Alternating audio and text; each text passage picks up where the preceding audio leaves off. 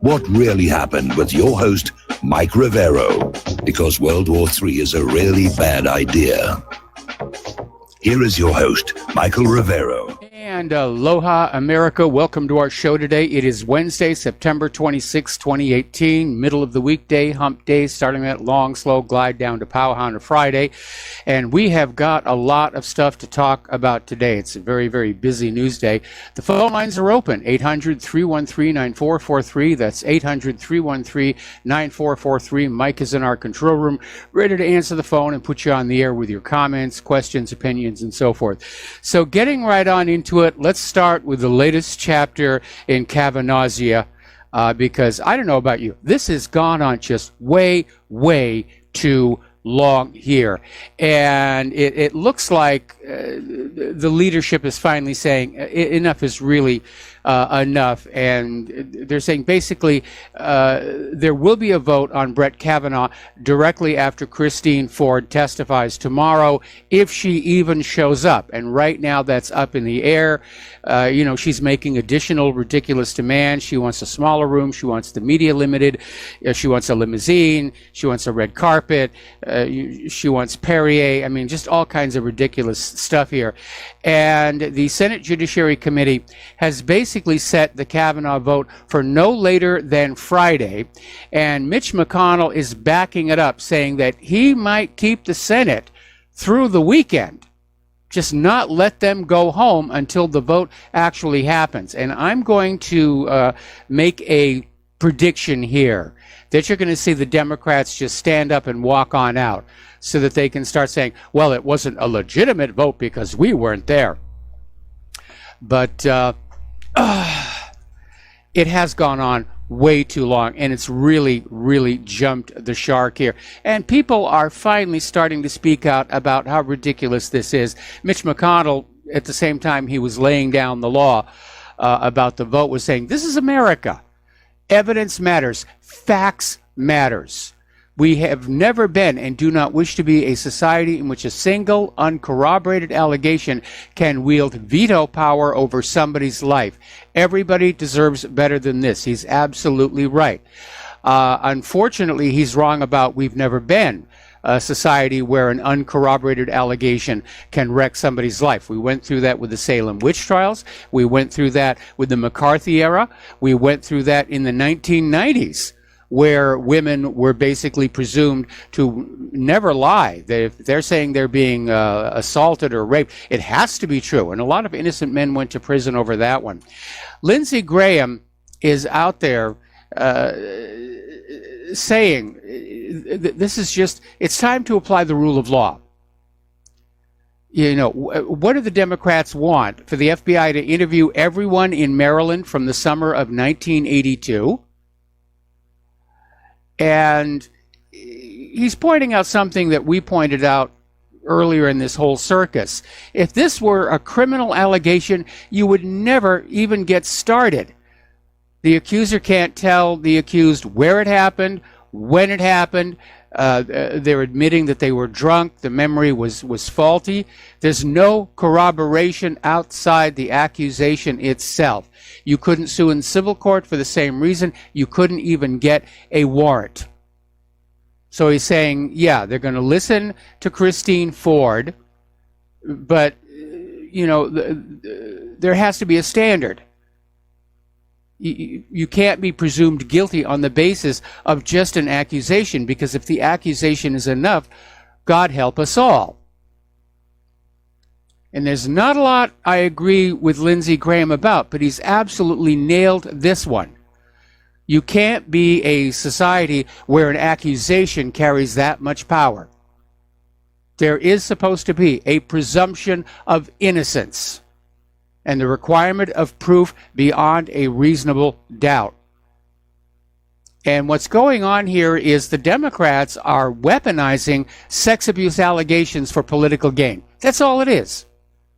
That's all it is. They have to say, oh, it's terrible. They did these terrible. They're accused of these terrible things, and we should stop them here.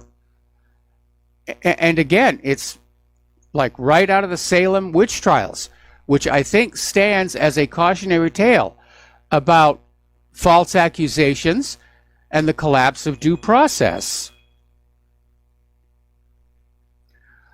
So, again, as I mentioned before, Christine Ford is out there with all kinds of demands regarding what is going on with the hearing. She wants a smaller room. She wants to dictate the press access to the hearing. Apparently, she's very concerned about too much media access because, obviously, for those of us out on the internet, those of us in the independent media, it gives us more material to basically look at what she says with a critical eye here. And again, you know, she was trying to demand that Kavanaugh testify first, which means he would not have a chance to answer whatever she says when she testifies. And that is exactly the reverse of due process. Normally, the accuser testifies first and is then cross-examined, and then the defendant gets to respond. That's how it's supposed to work. We're going to do a shout out now to our on-air affiliates who are just now rejoining our network. But it really has reached a ridiculous level. Truth, due process, evidence, the rights of the accused, the presumption of innocence, it's all just been thrown away by the Democrats in pursuit of the progressive agenda. We're really living in 1984 right now. Google is massaging internet searches to promote correct thinking. A member of the so-called deep state in an anonymous op-ed brags that its resistance is undermining an elected president. All of the major intelligence agencies were weaponized in 2016 to ensure the proper president would be elected, meaning Hillary. It's gotten surreal. It's gotten absolutely surreal. And you really ought to go back and read 1984 or hunt down the movie, because we're living it right now. The nation that the Founding Fathers created, the nation that I was a child in, no longer exists. We are in a dystopian society. All right, we're going to take a phone call here from Jim in Chicago. Aloha, Jim. Welcome to the show. What's on your mind? Michael, a couple of things, and I'm being really serious. This woman, the professor, does she even exist? You mean Christine Ford? Yeah, she's real. I'm not so sure about I'm not so sure about the most recent one, and I'll get to that in a little bit. Yeah, because this lady, like you mentioned, she's asking for demands, she's asking for this and for that. How do you know that she's even going to show up tomorrow? At this point, nobody's really sure. I mean, she keeps waffling back and forth on it, and you know, it's very much up in the air. But at this point, I think the Democrats have kind of shot their wad on this one. I would agree. You know, I think especially with this most recent allegation, this one was so over the shark. I think they've wrecked their own credibility. I would agree. You know, the one thing, I was reading my papers today, the one thing I really find shocking, did you see where Ford Motors, they have lost over $1 billion due to the tariffs? Yes. And I said to myself, if Ford is hurting, what about the other companies? And Donald Trump is still out there threatening China. Yeah. So, well, you know, I really think the problem is really going to hurt America come Christmas time and also coming the upcoming year. Because right now, when things really get higher and higher, you're going to find more and more people not being able to buy things. And plus, like you mentioned the other day, gas prices are going up. Oh, absolutely. They're going up because of the sanctions against Iran. They're talking about $100 oil, possibly even as high as $150 a barrel. Wow. Well, Michael, that's all I wanted to say. You take care. All right. Thanks an awful lot. We're going to switch over to James in Charlotte. Aloha, James. Welcome to the show. What's on your mind?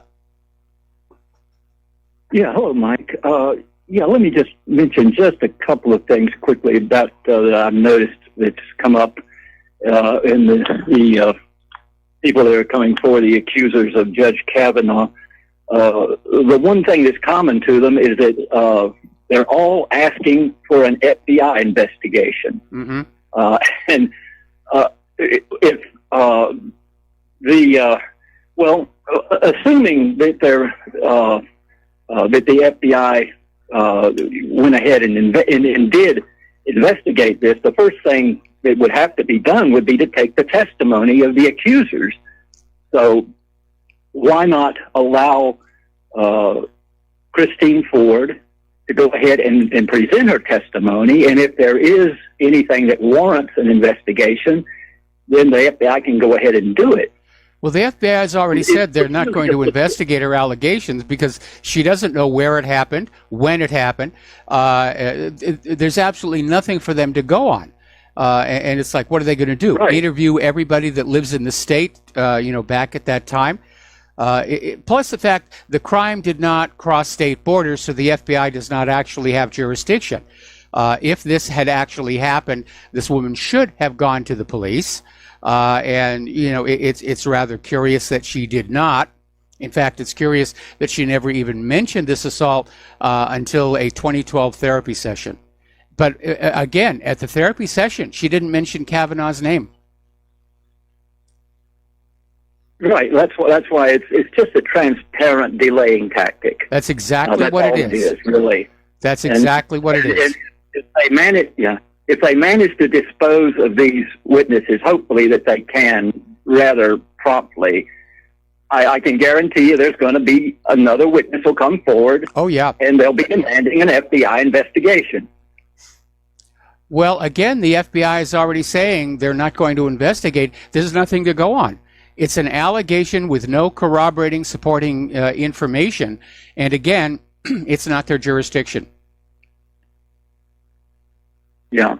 One more thing quickly. I've heard on the on some of these programs, like on CNN and MSNBC, is saying, well, how can how can three different witnesses be lying about Kavanaugh? But the point is that they're all making allegations about different alleged instances. I mean, Christine Ford was talking about something that supposedly happened to her in high school. The other woman, I forget her name, was it Ramirez? Yes. That is talking about something that happened in college, and this third accuser is talking about some indefinite thing that may have happened to her in high school. So they're all talking about different instances. They're not corroborating each other at all. No, they do not corroborate each other at all. And don't forget, back when the 2016 campaign was underway, it came on out that there was literally a cash reward being offered for any women who would come forward and claim that Donald Trump sexually assaulted them. And there are women who will accept that money to come on out and make those kind of allegations. And looking back at the 1990s male bash militant feminism, the leaders of the feminist movement were literally encouraging women to falsely accuse men of rape. They even said, oh, it's a form of empowerment. It'll get you ahead in the workplace. If there's a guy who's standing in your way for a promotion, you just accuse him of sexual harassment and get him out of the way. There was even the assistant dean of student activity at Vassar, I think her name was Catherine Comans, who actually said that, a false accusation of rape is a good experience for a man to have to go through. I mean, that's how completely wacko it got. And we're right back there again. All these years later, and we're back in that same mindset that it's okay for women to cry rape at men, for any reason they feel like doing it. Yeah. Well, we can only hope that these witnesses can be fairly rapidly, fairly promptly disposed of and shown for what I believe they truly are. Well, I think pretty much everybody's already figured out what they truly are. It's a political ploy. It's a delaying tactic. The call for FBI investigations. The Democrats were actually hoping that they could delay the Kavanaugh nomination until the first of the year, with the hope that they were going to control the Senate and they could block the nomination. But it doesn't look like that's going to happen. They basically flubbed this one, and they made themselves look really bad. And I think it's a good thing that the leadership is going to force the vote through by Friday or over the weekend, because that's going to make the GOP look like they're strong and trying to get things done. And we're going to go into the November midterms with the Democrats looking just as sleazy as all get out. Yeah, well, they definitely look sleazy. They do. Who knows what else is going to come out? But, well, I appreciate it. Thanks. All right, thanks an awful lot. We're going to let you go. The phone lines are open. Now, as far as these three accusers, there's already one we no longer have to worry about because this Deborah Ramirez has already come on out and said through her lawyer she refuses to testify under oath to the Senate and refuses to provide a statement under oath. There will be no sworn legal statement. So she's out of play. She's already out of play. And remember, Ramirez was saying that she wasn't really sure if it was Kavanaugh that was waving his male private parts in her face.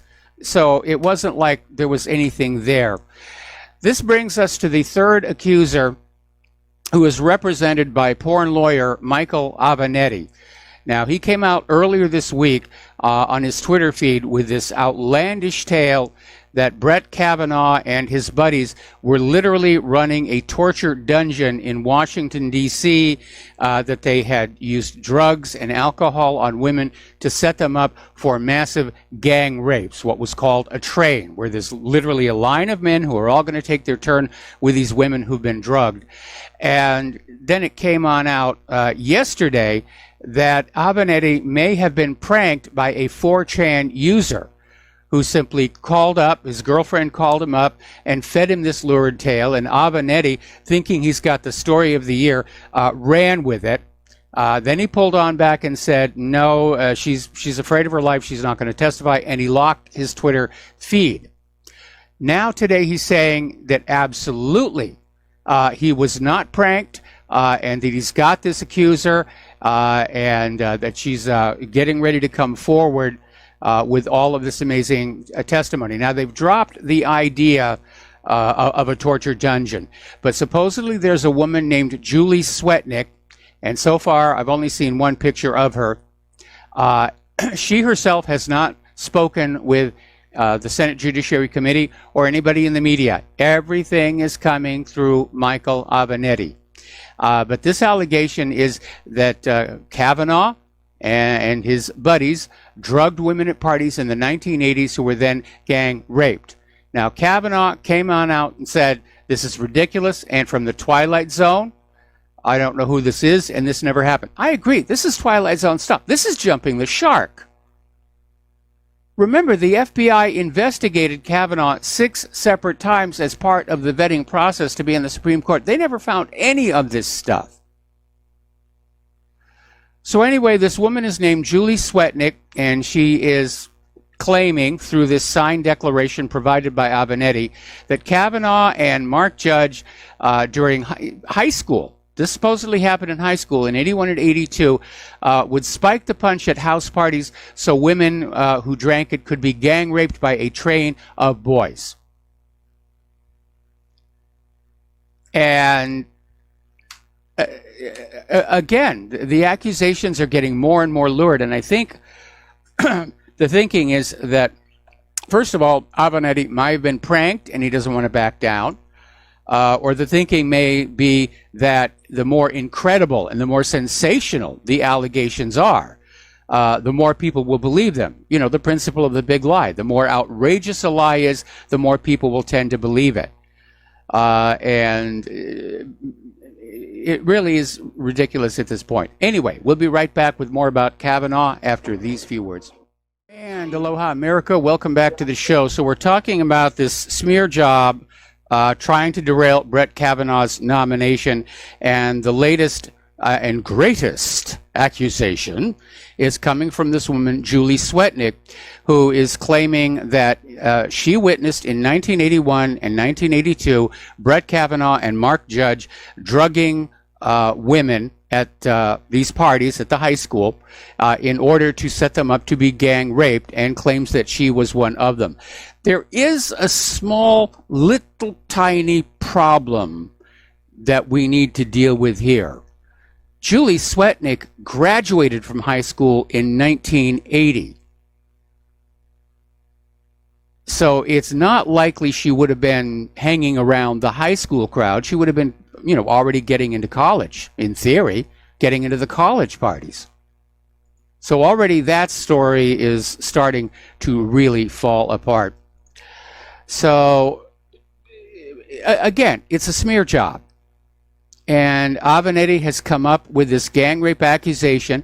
It's a last-ditch, desperate ploy to halt the Senate confirmation. And as I mentioned before, Mitch McConnell is saying, no, the vote's going to happen. The vote is going to happen. Oh, by the way, Avenatti is getting a really swelled head about all this. First of all, he got to represent the porn star Stormy Daniels, and he got to sue the president for defamation, which looks like that's going to get dismissed here. He's actually saying he's going to run for president in 2020.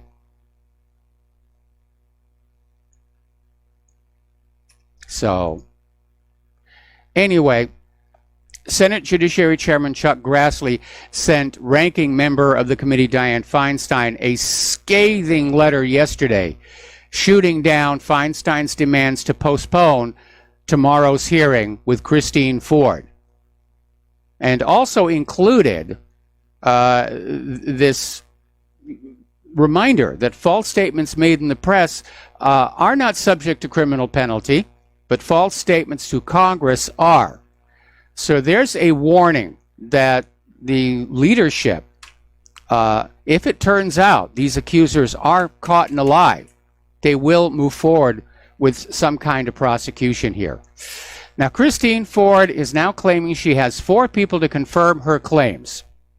And the liberals are out there saying, see, we got him now. We've got him now. We're going to finish him up. Well, not really, because what Christine Ford has, first of all, everybody who was around when she claims it happened has said, no, it did not happen. The 4 people that Christine Ford is waving around now are people that she told the story to after the 2012 therapy sessions. So it's hearsay evidence. They were not there. They didn't see anything. They don't have any firsthand information.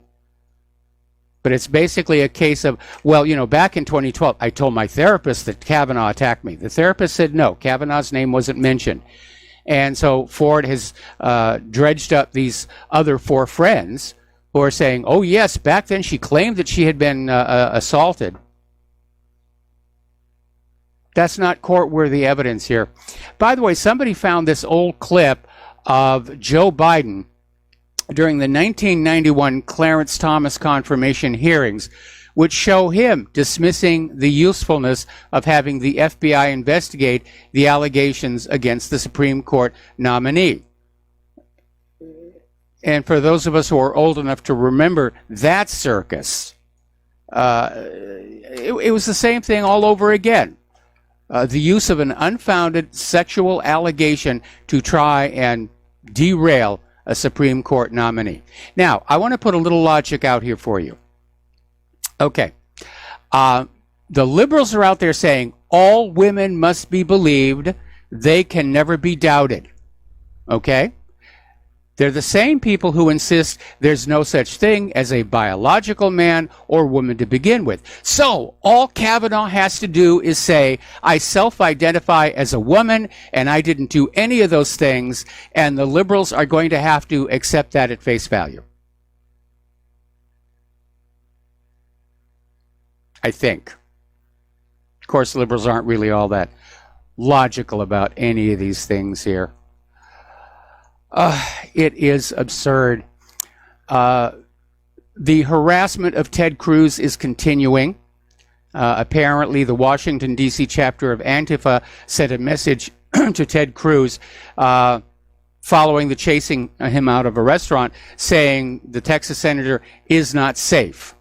That sounds like a threat. It sounds like it should be actionable. But interestingly enough, Dom Lemon, went on CNN and saying, it's just part of the job. It's not a big deal. It's what Cruz signed up for. It's just part of being a public figure. No, it isn't. It is harassment and terrorism and brown shirt tactics. It absolutely is. And it is unacceptable behavior. It's completely unacceptable. All right, we're going to take another break for commercials. We got a caller waiting on the line. We will be right back. And aloha, America. Welcome back to our show. We're going to go to the telephones now to Bob in Michigan. Aloha, Bob. Welcome to the show. What's on your mind? Yeah, Michael.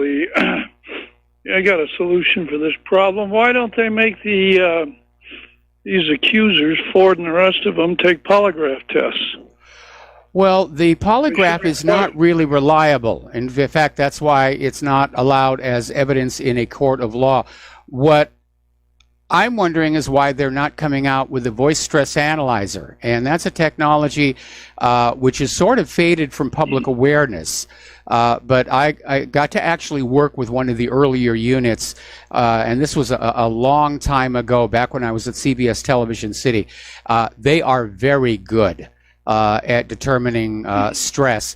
And my opinion was their real value was less about lie detecting than in a therapy environment of finding out just, what people's buttons were. And to get through that. But I'm talking about the old original strip chart.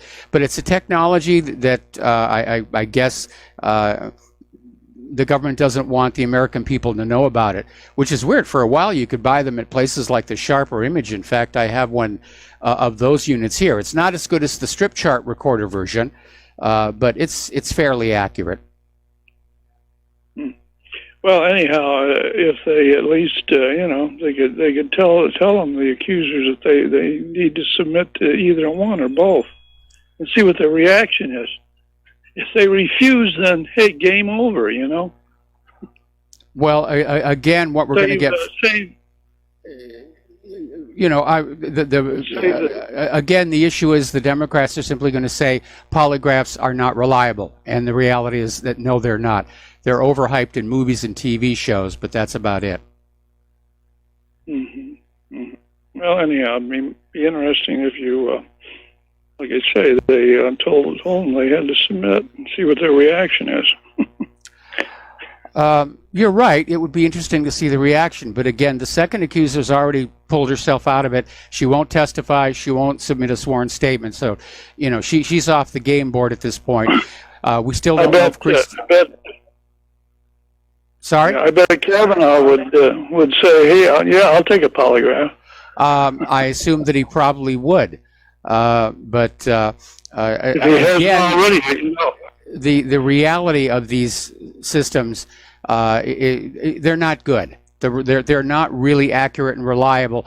Very often, the outcome of the polygraph depends on the skill of the operator or the interpretation of the operator. Yeah. It's kind of a black science. Yeah, right. And I'm saying this because many years ago, when I was just starting out in college, was before my magic career took off, and I was working at a 7-Eleven store to pay my way through college, and somebody was stealing money out of the register, and they gave us all polygraphs, and there was a false positive on mine. And so, obviously, I have a prejudice against these devices. Basically what it was, I was so shocked and upset that anybody would even think I was stealing from the store, that it provoked a reaction. And the operator said, means he's lying. Yeah, I see. Yeah, I can understand that. Well, anyhow, the Democrats say they want the FBI involved, so I imagine they'd have some pretty good operators, so.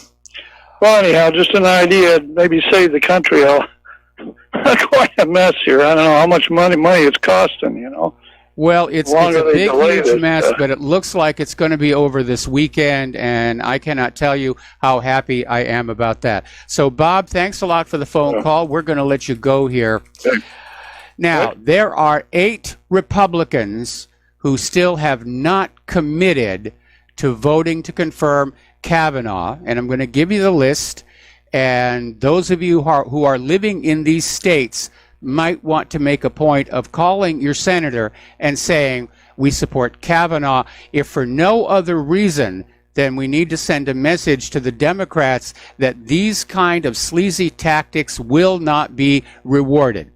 So the senators, the GOP senators who still have not committed to vote for Kavanaugh are Susan Collins of Maine, Bob Corker of Tennessee, Mike Enzi of Wyoming, Jeff Flake of Arizona, James Lankford of Oklahoma, Jerry Moran of Kansas, Lisa Murkowski of Alaska, and I don't think she's going to vote for confirmation because the native Alaskans do not like Kavanaugh. And then finally, the last one is Ben Sasse from Nebraska. So if you live in those states, call those senators and say, yeah, we have to send a message. These kind of slimy political tactics, we cannot allow it to be rewarded. Okay. Now then, getting on to other politics here. Apparently, Hillary Clinton is on her way to New Jersey to campaign for Menendez. And apparently, he's in a very, very tight challenge, which I can sort of understand because, he was tried over federal corruption charges and then severely admonished by the Senate Ethics Committee. So I imagine that the people of New Jersey are not enthusiastic about returning him to office. But Hillary Clinton's up there, like attracts like, and she's up there trying to use what little remains of her star power to campaign for him and get some money into his campaign war chest. I don't know how well that's going to work. I remember back in 2016 when Trump was literally filling these sports arenas. And Hillary was like at these places like these bicycle shops, and hardly anybody was showing up. They'd put her own crew in the picture to make it look like there were more people. Now, interestingly enough, George Soros' spokesman, Michael Vachon, has admitted to the Washington Post columnist David Ignatius that Soros indirectly funded Fusion GPS, the so-called opposition research firm behind the infamous Christopher Steele dossier. And that organization, which was formed last year by Daniel Jones, a former Senate Intelligence Committee staffer for Senator Dianne Feinstein, paid Fusion GPS as a contractor to continue an investigation into Russian interference in the 2016 presidential election. They set this thing up to go on out and get the goods, as it were. And all they came up with was, of course, that dossier, which has been totally discredited. Okay, let's take another phone call. Mike in Kentucky, aloha. Welcome to the show. What's on your mind? Aloha. I just, I finally took some time to look through into this Kavanaugh stuff. It just seems like another in a long line of soap operas, and like you, I can't believe it's dragged on this long. And it's making the whatever it was, the hair on the pop can thing with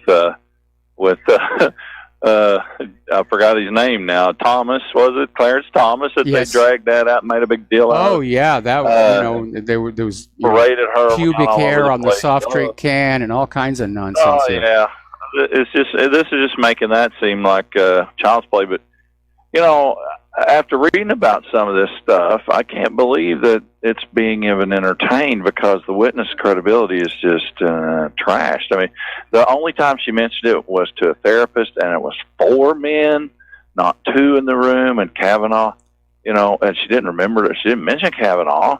She was talking to the therapist in 2011, I think. But and you can't bring this up. 2012. You can't bring this up. Men are supposed to just shut up about it. They're not supposed to talk about this. You're not a victim. You sound like a predator if you're trying to criticize these women at all. And I got berated over that. But one thing, I haven't got a chance to listen to you as often in the last few weeks. What's the deal with, I remember reading about Kavanaugh, underneath of what was his name, Ken Rice, or the guy that was over the Vince Foster thing. Ken Starr. He was Ken Starr. He was in the background there and trashed for being, buying into all the right wing conspiracy theories about the Clintons. But I ran across some articles that talk about him being basically complicit in covering it up. That he was actually more of a deep state operative and helped to divert and distract away from all the signs that the body was planted and had been moved there and stuff like that. I read a couple of articles about that I haven't heard. It's almost like all this sexual stuff is a big distraction from how far down in the deep state this guy is. Well, sex is always used as a distraction from other things. I mean, Ken Starr himself did that with Monica Lewinsky in order to not allow the Whitewater hearings to get into the issue of government-sanctioned gun and drug running down to Nicaragua. So they dangled the blue dress, and Monica Lewinsky and the American people got suckered, and they went over and they said, oh, it's a sex scandal, it's a sex scandal. And the real scandal, that our government is the biggest drug runner in the country, remained safe. Well, then it did. I guess, with the internet now, I think a lot of people are kind of hip to a lot of this stuff. It's just that getting them to talk about it in public is kind of troublesome, because they don't want to be seen as socially as a conspiracy theorist. That still works on a lot of people. So, even though there's so much about the tinfoil hat conspiracy theory stuff that's actually come out and it's true, especially when it comes to, I feel so vindicated after the likes of William Binney and Snowden came out. But, and some of this other stuff like the harassment on the Cuban embassy workers with some kind of directed energy weapons, that caused hearing damage and things like that. And I'm not sure how real that part of it was here. I don't agree with Kavanaugh on a lot of things, and his role within that Foster cover-up is one of them. His rather lax interpretation of the Fourth Amendment is another. But at this point, I think we need to send these politicians a message that these kind of tactics are not going to work anymore, and they're not going to be rewarded. And so if you are living in any of these states whose senators have not yet committed to vote for Kavanaugh, please make a point of getting on the phone and telling your senator, you've got to vote to confirm Kavanaugh, because this kind of dirty politics has to stop. Have you seen the hashtag #HimToo stuff? Because that's what a lot of people are coming forward and saying, look, no man is safe from these type of accusations, no evidence, nobody is safe. Your dad's not safe, your husband's not safe. Absolutely. Your grandson isn't safe. Any of your male friends aren't safe. There's, hashtag Stand with Brent and all that, but I still, I guess you've looked at the role that Kavanaugh had with the Vince Foster distraction. Yeah, I missed it. He was kind of a minor player, though. But Washington D.C., you get along by going along, and I'm not happy about that. No, but he's been in the swamp a long time. So big surprise, I guess. Oh yeah. All right, man. Talk to you later. All right, we're going to let you go here. Thank you very much. And apparently the Senate Judiciary Committee has already picked up on the fact that this latest accuser graduated the high school before the alleged gang rapes happened.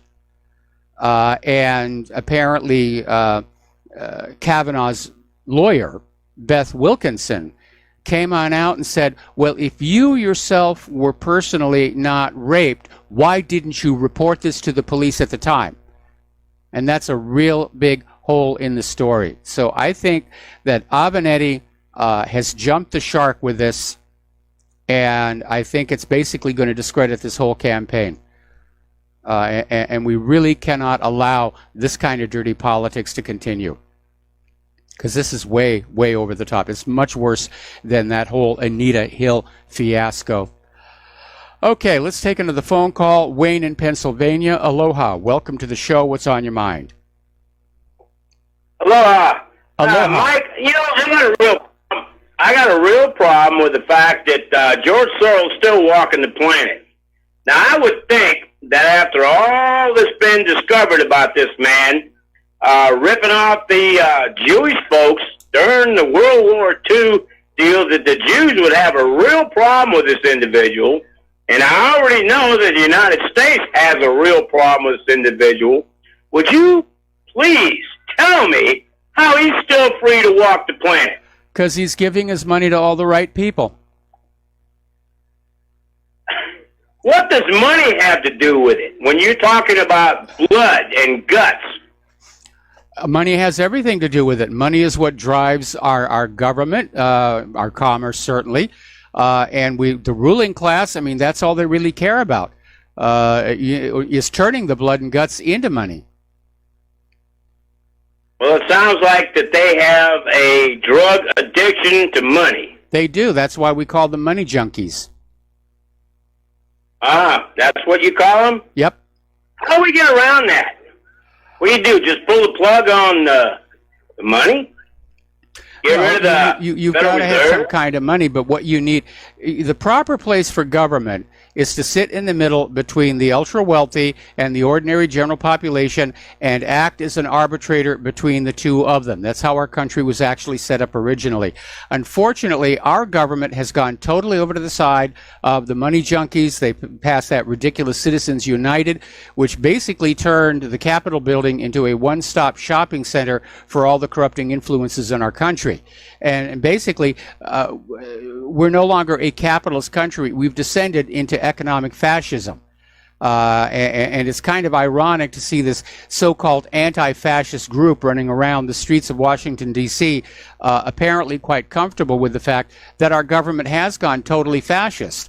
The government authority is aligned with corporate interests against the general population. That's the classic definition of fascism, and that's not me. That's from Benito Mussolini, who basically set up Italy as a fascist dictatorship leading into World War II. And he was much admired by a lot of people among the wealthy of the United States of America.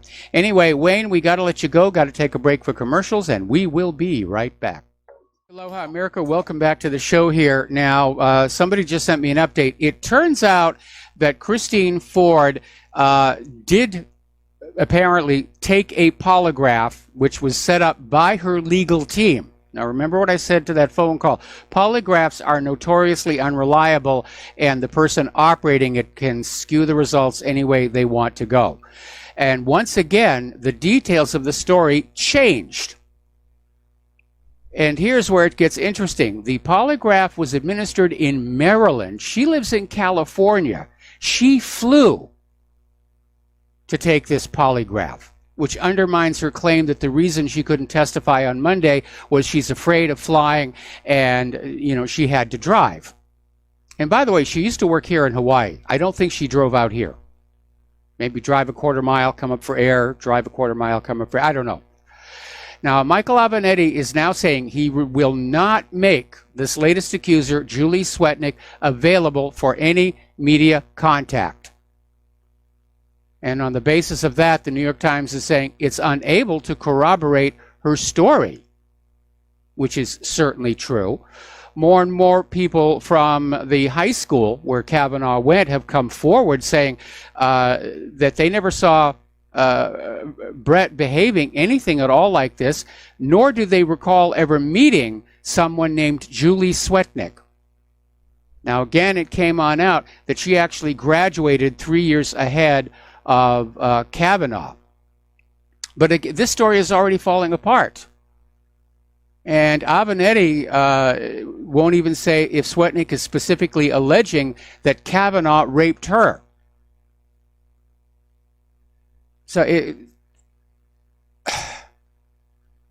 it's just ridiculous. The whole thing is ridiculous. Okay. Tom Fitton, president of Judicial Watch, was on C-SPAN saying that the New York Times story about Rod Rosenstein wanting to basically wiretap or record secretly Donald Trump to build a case for the 25th Amendment, it represents a significant breach of trust between Rosenstein and President Trump. But it's already getting murky as to what's going to happen. Supposedly, Rosenstein meets with Trump tomorrow to talk about his future. But according to this article out of the Chicago Tribune, they're saying that while Rosenstein is eventually going to be leaving his job, it may not be until after the midterms. So something is going on in the deep background, because according to this story from the Wall Street Journal, Trump is considering keeping Rosenstein on, at least according to his advisors. And that's a palm to forehead moment right there. I mean, it's possible the New York Times story was a hoax, but basically Rosenstein's violation of the special counsel statute all by itself warrants his firing. Okay, we're going to take a break for station identification. We'll be back with more news after these few words. And aloha, America. Welcome back to the show. And this idea of attacking people based on alleged behaviors from years and years ago is starting to get out of hand. So Senator Elizabeth Warren, who is a potential 2020 Democratic presidential contender, has gone on the warpath against Navy Vice Admiral Craig Fowler during his confirmation hearing to become commander of the U.S. Southern Command over a decision he made 14 years ago to attend a party during a port visit to Hong Kong. Now, Fowler's attendance at the party was reported in a Washington Post article the day before the confirmation hearing. And the article describes this lavish party for more than 50 Navy officers from the USS Abraham Lincoln Aircraft Carrier Strike Group. And it was thrown at a luxury hotel. They had cocktails, cigars, caviar, black truffles, and lobster thermidor. Now, the party was thrown by Leonard Glenn Francis, otherwise known as Fat Leonard, who is now caught up in this bribery scandal. And apparently it was a Christmas party, and along with the guests, there were attractive women dressed up as Santa's little helpers. But apparently nothing untoward actually happened at the party. But Warren still thinks, how dare you be at a party with scantily clad women? This is really getting kind of ridiculous, I think. I think it is getting ridiculous here. All right, let's turn over to the war zones, because there is a lot going on. Russia has sent a stern warning early today to the western states against striking Syria, and basically reiterating that to the best of Russia's knowledge, Syria did dispose of all their chemical weapons. This was apparently in response to President Donald Trump's statement up at the United Nations that the U.S. will attack Syria if the Syrian government forces use chemical weapons. And just because we lied the last two times about it being Syria is no reason not to believe us now. So Russia is really pouring the weapons on into Syria. They're boosting their electronic warfare capabilities. The Israeli Defense Forces have announced they will continue striking targets in Syria as they have done up to date, basically despite the Russian decision to supply S-300 systems to the Syrian military. This statement came out following a special security cabinet meeting. In other words, we're not backing down. We're not backing down. Apparently, Israel also came out with a warning that if an Israeli plane is shot down, they will destroy the entire Hamaimim air base. So the rhetoric is definitely cranking up. So a lot of hardware is getting on in there. And Russia has just announced they're going to provide S-300 systems to Syria to defend the entire airspace. It's not just the military bases. It's not just the critical infrastructure. They're literally going to effectively set up a no-fly zone. So the question is going to be, what will Israel do? Will they try and test that zone? Will the United States try and test that zone? And what's going to happen if their planes get shot down?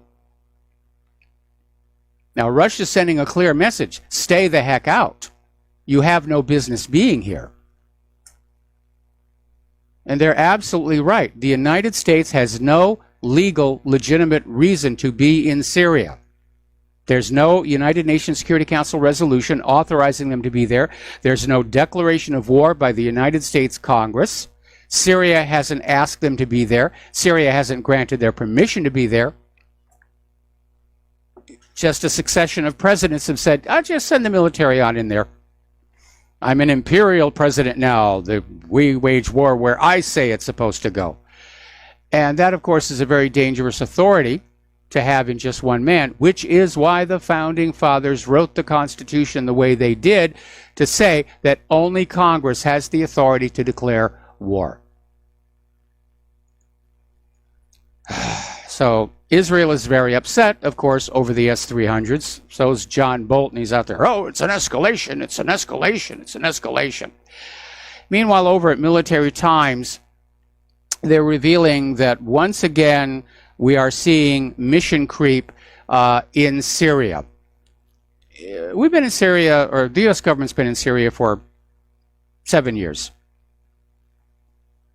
And the public reason kept changing. We were there to get the evil Assad and his chemical weapons. Well, he gave up his chemical weapons. Okay, we're there to get ISIS and Al-Qaeda. Well, ISIS and Al-Qaeda are gone now. Well, we're staying in Syria. Why are we doing that? Well, we haven't come up with a reason yet. Apparently, they now have. Apparently, the United States government has decided that they are going to stay in Syria and have a right to stay in Syria in order to contain Iran. Yes, Iran is the new bad guy, and we've got to be in Syria to defend Syria from Iran. I'll let you in on a little secret. Syria and Iran are on very good terms right now. Iran is actually helping Syria deal with ISIS and Al-Qaeda. So it's a ridiculous reason, but it's just the United States government stamping its foot in a tantrum and saying, we're not leaving, we're not leaving, we're not leaving. Okay, we're going to do a shout out to our on-air affiliates who are just now rejoining our network. Over in Yemen, the civilian deaths are skyrocketing since June, and it is now estimated that 1/3 of the airstrikes by the Saudis are hitting non-military targets, hospitals, schools, food storage facilities. They're just openly killing civilians here. And apparently it's also happening up in Afghanistan, where the United Nations has issued a statement voicing concerns about the rapidly increasing number of civilian deaths from U.S. airstrikes, reiterating that all parties have an obligation to protect civilians from harm. Now, the response from the United States and the Afghan government, the puppet regime installed by the U.S. in Afghanistan, say they're aware of the statement, which is a very polite way of saying, we don't care. We're going to go on killing the civilians until the country is pacified here. Over in Libya, there's been a month now of violent infighting in Libya's capital. And as you know, that official government of Libya was the one installed by the United States. They're now in trouble. And they're now actually asking for another intervention to come on in and save their bacon. Wait, they're Muslims. Save their lettuce. Because they're losing. And we know what's going to happen. The United Nations, or at least the United States, yeah, we're going to be back in Libya yet again. It was only 7 years ago that they were in there getting rid of Gaddafi.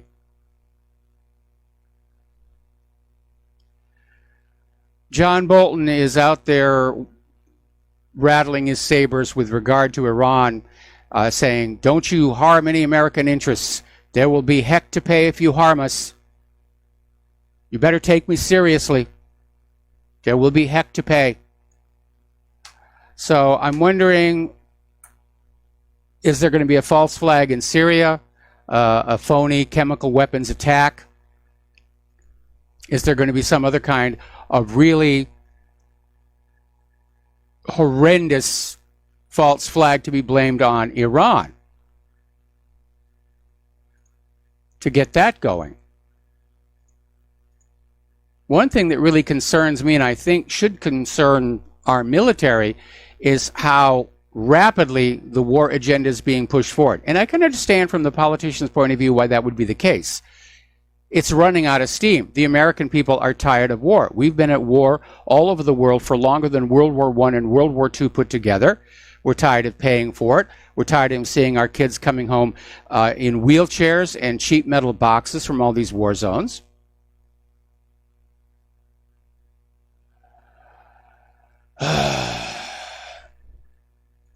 So they're trying to get this thing going as fast as they can. And they're trying to provoke Iran. Story coming out of Fars News, Iranian President Hassan Rouhani is saying the United States is being a bully that is trying to create insecurity in Iran. And this was following that attack on the military parade that killed 26 people, including members of the country's Islamic Revolution Guard Corps.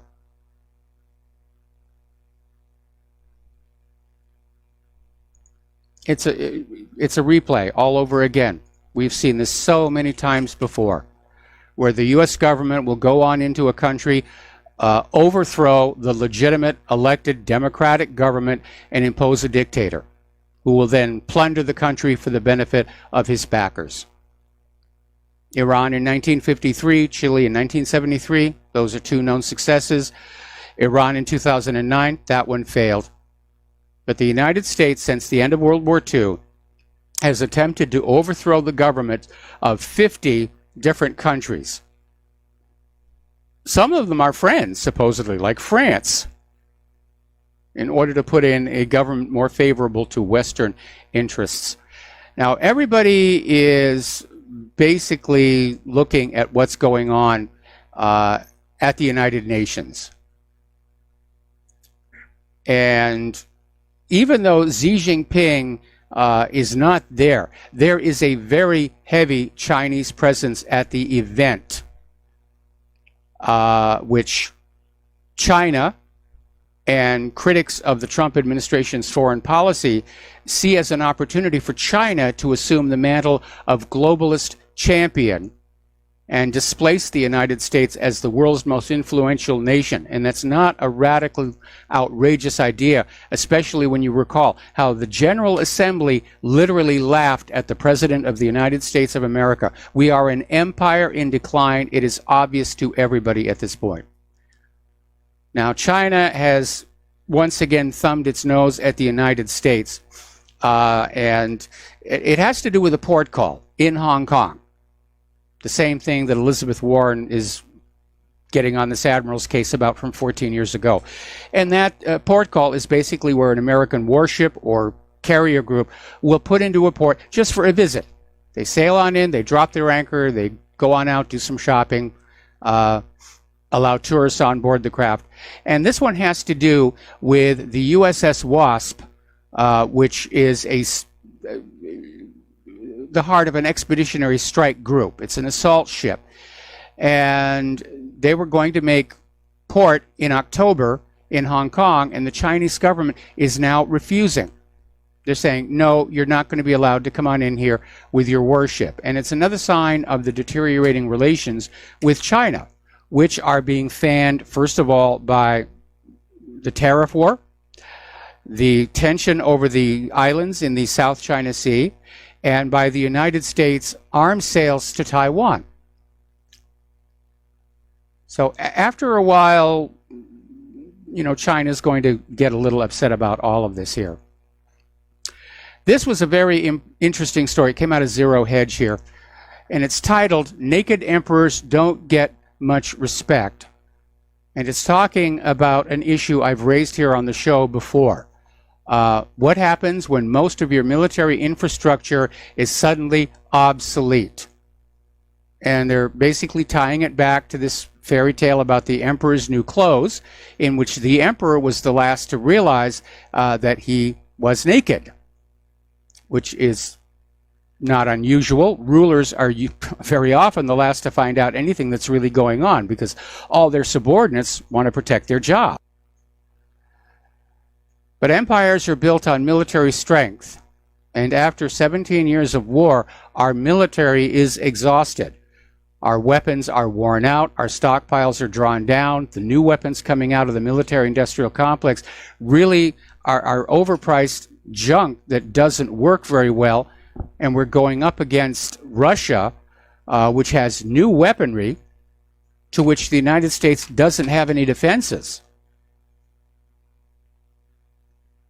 Now, Russia just released a video of the test of their new anti-ship missiles blowing up some targets in the ocean. They're very nasty. It's the KH-35U anti-ship missiles, which are, the military claim, is a ship killer immune from all current enemy defense mechanisms. And this is Russia's way of saying, let's not have a confrontation. Now, Russia is about ready to deploy their latest generation, fifth generation fighter, the Sukhoi 57. It will be equipped with a hypersonic air-to-air missile with a 300-kilometer range. That is very, very intense. All right, let's look down at what's going on in Israel. Israel, so far this year, has killed 2 journalists and wounded 254 in Gaza and arrested 82 in the occupied West Bank since the start of the year.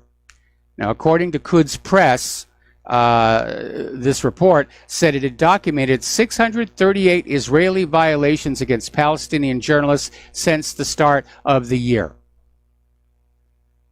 Now, journalists are like medical personnel. They're supposed to be off limits.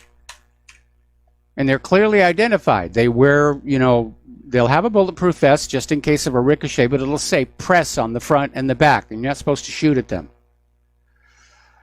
Another story coming on out from Electronic Intifada, despite all the investigations, allegations, and claims, it has turned out that there is absolutely no evidence that any of the Gaza protesters killed by Israel was armed.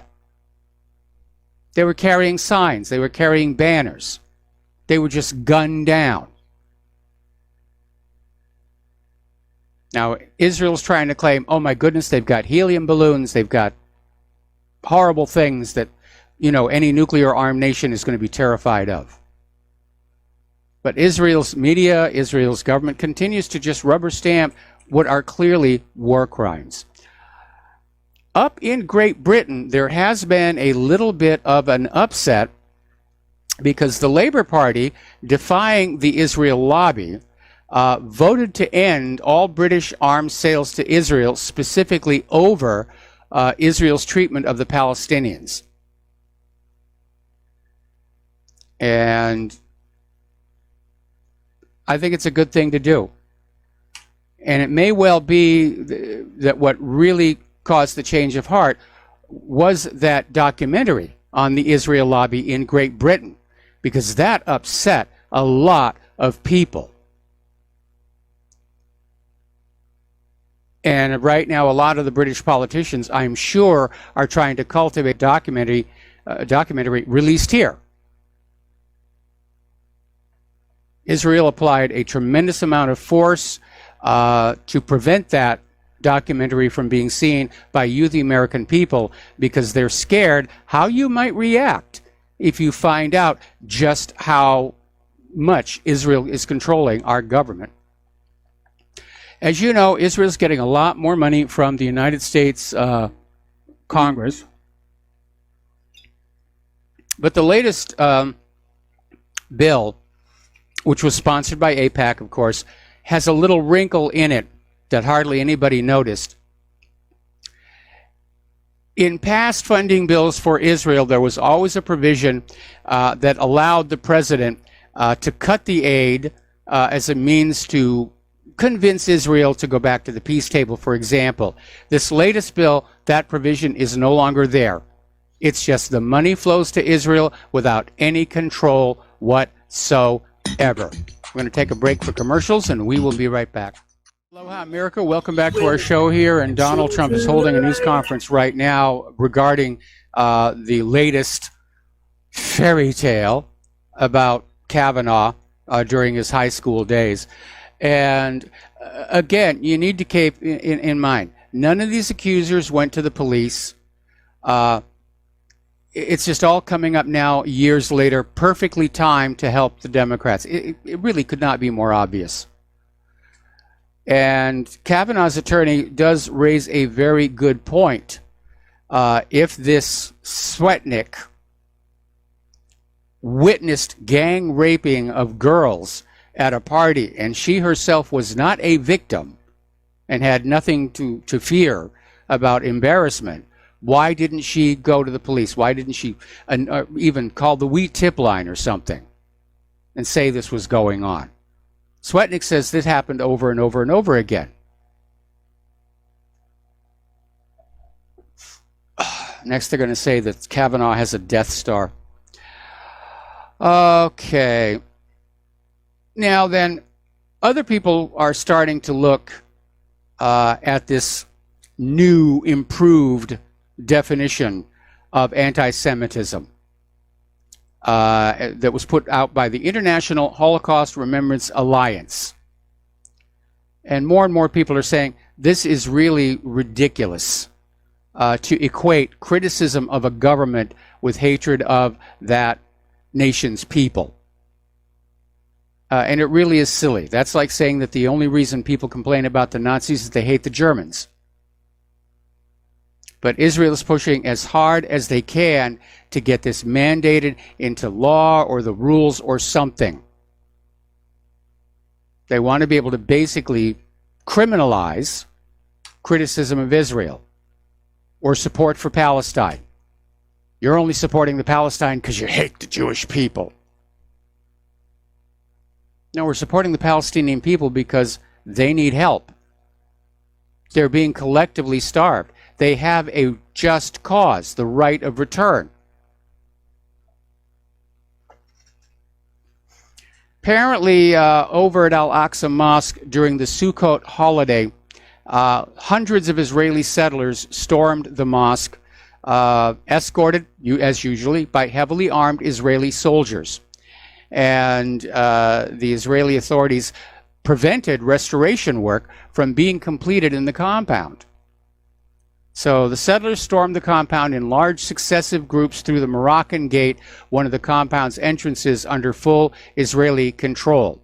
And director of the mosque, Sheikh Omar al-Kaswani, said that the Israeli forces took photographs of Muslim worshippers as well as the staff members of the endowment department while they were working on restoration projects in the compound. All right, let's take a phone call. Dustin in New Jersey. Aloha. Welcome to the show. What's on your mind? Mike, when I was born, I got touched on the butt by some doctor. I'm going to sue now. I'm going to sue. Yeah. What a... everybody's got to, like, they say, you say follow the money. Follow what's the common denominator. And it's all, this happened 35 years ago. It's a setup. It's a fraud.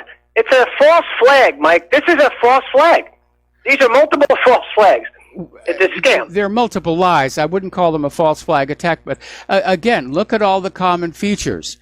These accusers have gaps in the memory. They admit that they were drinking.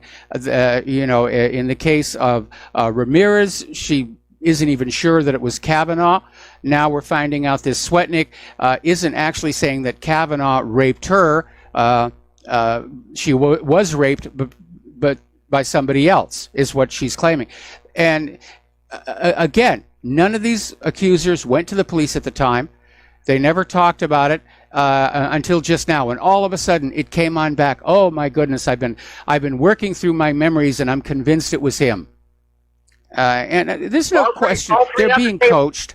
they're being coached and they're being encouraged. And I imagine that probably, there are other benefits they expect to receive for being the point of the Democrats' attack on Brett Kavanaugh.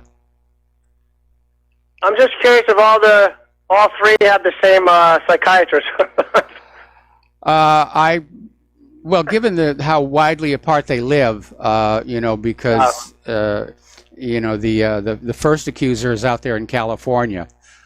I really don't know that that's a factor, but it's very obvious. And as each one of these stories fall apart, they come up with another one, and each one gets more and more grandiose. And I noticed with the case of the Swetnick accusation, they've dropped all the talk about how Kavanaugh and his friends kept a torture dungeon in Washington, D.C.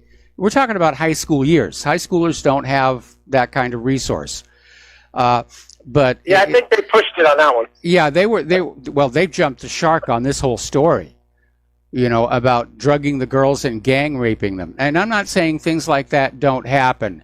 But again, the FBI investigated Kavanaugh 6 separate times, and not a whisper of any of this kind of behavior came on up. And then all of a sudden, the accusers are just falling out of the trees. Dustin, stay on the line. We got to take a break for commercials, and we'll be right back. Aloha, America. Welcome back to the show. We're talking with Dustin in New Jersey. And Dustin, take it away. And Mike, also, did you notice the last woman who accused? That she has security clearances, but the other woman, supposedly her father works for the CIA. Well, was in the CIA, and his father was in the CIA, and she was an undergraduate. There's a lot of shit. This is deep state tactics. Please watch your language. What happened? I'm saying you got to watch your language. I'm sorry, you're going to get our on-air affiliates in trouble. Oh no, I said deep state tactics. Ah, okay. My bad. Sorry. Yeah, but they all, I mean, can that be? Can these people just be out of the deep state? You know what I mean? Because it's obviously all set up. Well, yeah, the deep state has been trying to get rid of Trump, and yeah, it turns out that all of these accusers have compromising connections. Apparently, one of the accusers' brothers is connected to Fusion GPS, and it's all the same circle of people. Yeah, and Mike, I bet you they have a lot more to go. They'll keep pulling rabbits out of the hat, man. He shouldn't step down. They're hoping he steps down, but he shouldn't step down. He won't. And Mitch McConnell's going to bring this to an end the end of this week, or maybe over the weekend here. But at this point, I just got an email from somebody saying the next accusation is going to be that Kavanaugh patted some little boy on the butt once, and therefore he's a pedophile. I mean, that's how completely out of it they are right now. Yeah, if anybody believes this, they got to be really going to their own psychiatrist, because it's so obvious. It's all. I mean, the whole 36 years later, that's what gets a lot of people. Yeah, they're like, no way. And Mike, this is a threat to men who are might want to go on a date. Because I'm single, and it's kind of scary if you go the whole Me Too movement. It's like, you're afraid now. You know what I mean? Well, it's not even going on a date. It's just in the workplace or something like that. Again, think of the Salem witch trials. When you hand anybody a blank check to hurl an accusation without proof at somebody in order to destroy their lives, they're going to use that. And like I said, we saw this all play out once before back in the 1990s during the male bash militant feminist movement.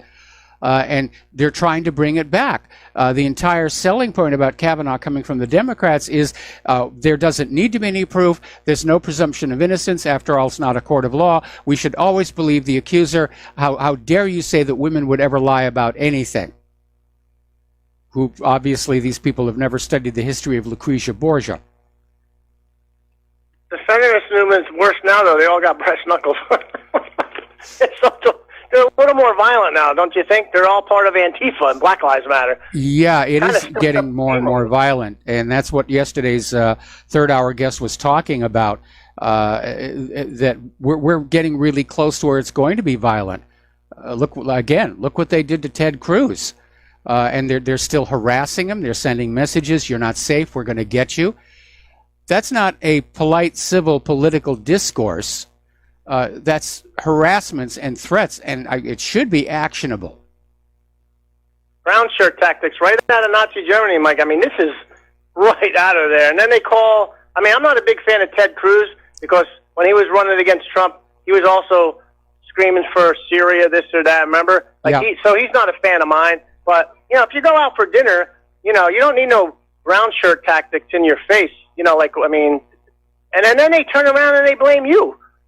You know, that's the whole thing. They blame the opposite because, you know, they don't want to take it on the chin, so they're going to blame somebody else for, oh, I shouldn't, you know, it's Trump's fault. You know, it's like, and Mike, real quick, if I have time, I'm going to switch over to Syria real quick. Okay.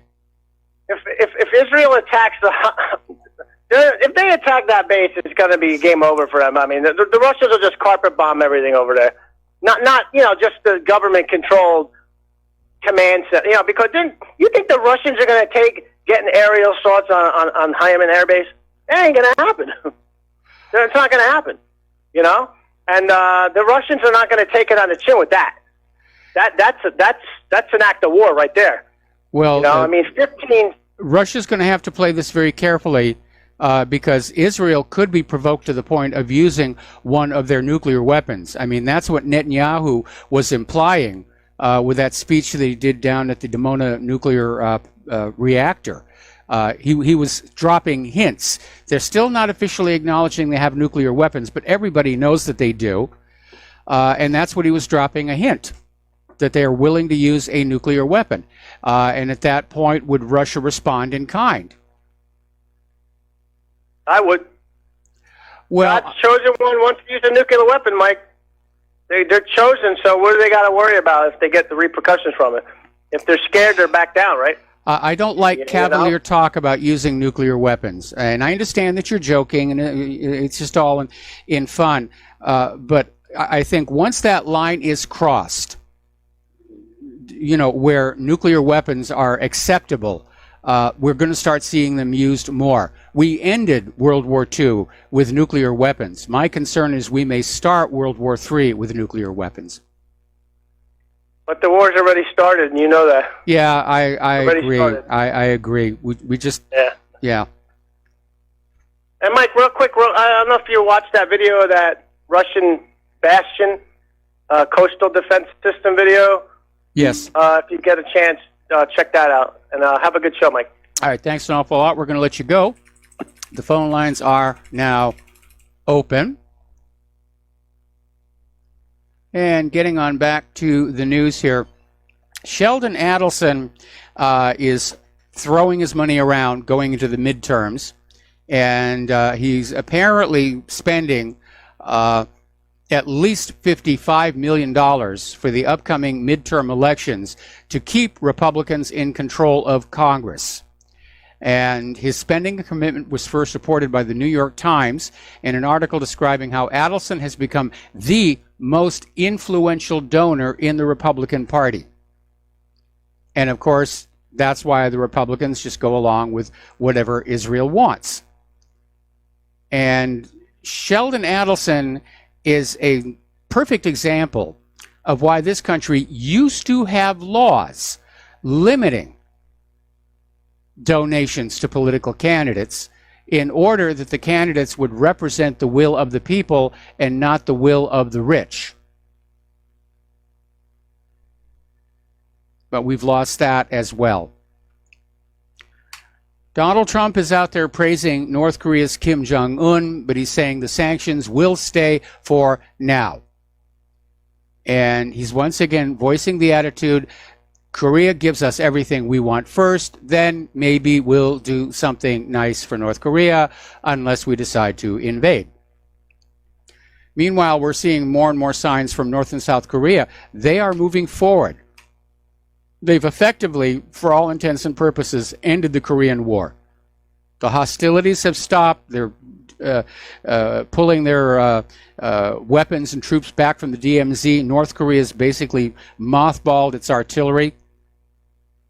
And Kim Jong-un and Moon Jae-in, they're clearly on a path to reunify the Korean Peninsula, which, of course, the United States does not want to see happen at all. So let's look at the economic news here. Everyone is talking about a crash. A lot of people are very concerned because the Federal Reserve hiked rates again today, which did have a negative effect on the stock market, as is usually the case here. But according to this article, Investment Watch blog, this next crash is not expected to take down gold like other assets. And it's another reminder that if you want a wealth preserver, gold and silver and other precious metals are the way to go. And people shouldn't think of it as an investment, but simply as a way to preserve your wealth. And there is going to come a point where the manipulation to keep these hard asset prices down is going to start breaking down. Joe Saluzzi is out there saying that the markets are still way too vulnerable to a sudden liquidity disappearance. And Jim Rickards is out there saying the coming stock market crash will be like a runaway train with no brakes. All right, let's take a phone call from Bob in North Carolina. Aloha, Bob. Welcome to the show. What's on your mind? Aloha, Maui Mike. Here's the deal. You say that Elizabeth Warren chastised an admiral who's going to be promoted, and it was part of the Fat Leonard scandal. I don't care who, gives them a hard time over it. The fact is, it was a scandal. There were prostitutes there. There was a whole lot of wrongdoing going on.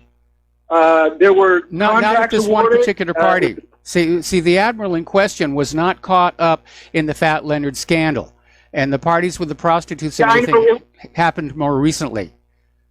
And they did nail something like 60 naval officers are caught up in the scandal, but this guy wasn't one of them. Well, you're wrong, Mike. Again, you're wrong, Mike. And what you need to understand is Vice Admiral Craig Fowler was indeed there, part of the U.S. Southern Command, and there were prostitutes there. You became triggered as an ideologue when you heard the term that it was Elizabeth Warren. It matters not who it comes from. The facts are the facts, and this man should not be being promoted.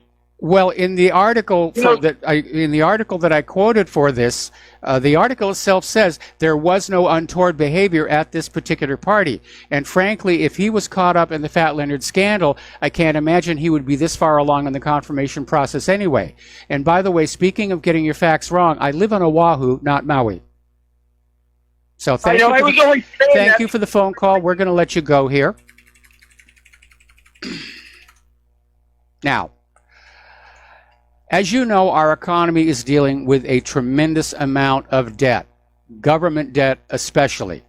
They're just spending money they do not have, and especially with an eye to the Federal Reserve pumping the rates up again. We're reaching a point, figure 2023, 2024, the interest payments on the national debt will be higher than the entire budget for the Department of Defense. This is coming out of the New York Times. And the ballooning debt, of course, is caused by an inability by those who claim authority over the economy to stop spending, along with the hike in the interest rates. And this represents a theft from future generations. Now just think about it. If we were still with the economic system this nation was started with, there wouldn't be a debt. Or it would be very, very minor. But when you are enslaved to a private central bank, you're trapped by debt. That's what it's designed to do. And our nation has now reached the point, our government has now reached the point where paying the interest on the national debt is going to outstrip the military budget. There's not going to be anything left over for the government to provide services to you, the taxpayer. That's the reality. If you walk around your local community, you can see what's going on. The infrastructure is failing.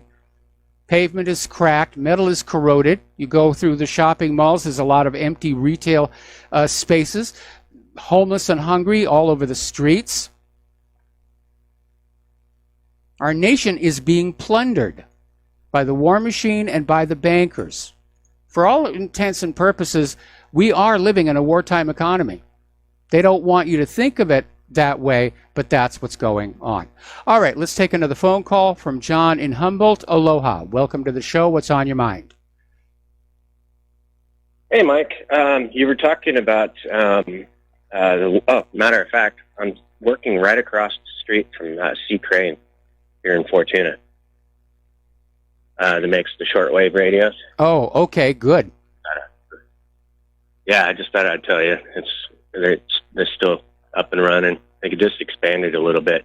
But the other expansion that I really wanted to talk about was there's a company up here called Wing Inflatables. It's where Elon Musk came up and got those the bubbles for the kids down in yes. I think it was Colombia, right? I can't remember exactly, but well, about 3 years ago, they got a huge contract for the U.S. military, and their Wing Inflatables is like a competition for Zodiac. Yes, and they ramped up their workers from I think it was 17 people. A lot of my friends work there actually, so it was 17 people to 150 within a year. Good. And they've been pumping these boats out like crazy, and so it's good, but it just kind of shows that they're ramping up for a amphibious war. And so who are they going to invade is the question. Well, I guess anywhere they're projecting power across a littoral combat zone. I mean, Syria has a coastline. Yep. And so does Yemen, so does the Gulf. There's a lot of concern about Iran. Possible interdiction of the oil flow through the Gulf. They're Iran does too, right there. At the, Iran does as well. Hormuz. Yep. And so I don't know. I just wanted to throw that out in the airwaves because it was kind of curious when I first seen it going on. I also called you one time about Internews and how George Soros is funded it up here, and there's only two headquarters for it, and that's in Arcata and Washington D.C. Otherwise, it's spread out all across the world, and it's all in that area. And so I think there's something kind of mischievous about the setup of that place. And so, well, anytime you've got George Soros involved, there's something underhanded going on. I hate to be that way, but again, this is a guy who during World War II plundered and looted his fellow Jews. His own people. Yeah, he collaborated with the Nazis in World War II. Yeah, and the other one with that in thought too is that it's actually 51% funded by the federal government. Now that is very interesting. Anyway, John, I'm sorry. I'm going to have to let you go. We got to take another break for commercials. Thank you for the call. We'll be right back. And aloha, America. Welcome back to our show here. We're talking about the economic news. Apparently, Boeing last year saved $227 million from state tax incentives while it cut 6,000 jobs. So whatever those tax incentives were supposed to do, they crashed and burned. What can I tell you? Now, when Trump was over at the UN, one of the things that he got onto was China, bashing China, saying that China is victimizing and cheating and plundering the United States. Well, in point of fact, China is not doing any such thing. They're manufacturing and they're being good business people. And trying to portray China as somehow, taking advantage of the United States. It's inappropriate. It's inaccurate. And more than that, it's that kind of rhetoric is not helping relations with China. Maybe the reason why the USS Wasp group was denied that port call in Hong Kong. I can imagine the leadership in China is getting very upset at the behavior of the U.S. government. Over in the European Union, the EU and Iran have agreed on a new payment system that will get around U.S. sanctions. This is, not surprisingly, a major snub to the United States. And the EU is going to create new payment channels to preserve oil and other business deals with Iran, saying that Europe, those European nations which signed the P5+1 deal, it's still in place. Iran is still in compliance. They don't see any reason to go along with the U.S. plan to sanction Iran into collapse. And interestingly enough, the EU at the same time is setting up similar systems with Russia and China. They want to bypass SWIFT. And that is a major, major body check to the dollar's reserve status. It's only a matter of time. You can see it happening bit by bit, day after day. The dollar's preeminence is in decline. And it's going down slowly, slowly, but at some point, it's just really going to drop. Everybody's going to bail at the same time. Over in Belgium, their prime minister, Charles Michel, came on out and said, Washington can't dictate who Europeans should and shouldn't trade with. And he's saying, we cannot accept that the U.S. decided the regions with which European companies can or cannot do business. So the world is definitely getting fed up with U.S. bullying, and I frankly cannot blame them. And I have a feeling that when the crash comes here, whether it's our economy or our government in a Soviet Union-style collapse, the world's reaction is not going to be sympathetic. It's probably going to be more along the lines of, thank goodness. All right, we got to take a break for commercials and station identification. We'll be right back. Aloha, America. Welcome back to our show, hour number 3, and the phone lines are open, 800-313-9443. We're talking about the economic news. We're talking about how the EU is setting up alternative payment systems, not just for Iran, but Russia and China as well. And needless to say, Secretary of State Mike Pompeo is out there slamming the EU plan. How dare you do business on your own terms? How dare you do business without going through our banks and our SWIFT? And how dare you dare to dare to dare, and went back, of course, on all the old propaganda. Iran is the #1 state sponsor of terror. That one's getting kind of old, especially now that it's pretty much known that ISIS and Al-Qaeda were being trained, funded, and supported by the United States government. So Europe just wants to let the trade flow. They want to go back to peace through commerce. They're sick and tired of all this constant war and constant conflict, constant regime change. Everybody in the world is tired of all these wars. We've really had it at this point.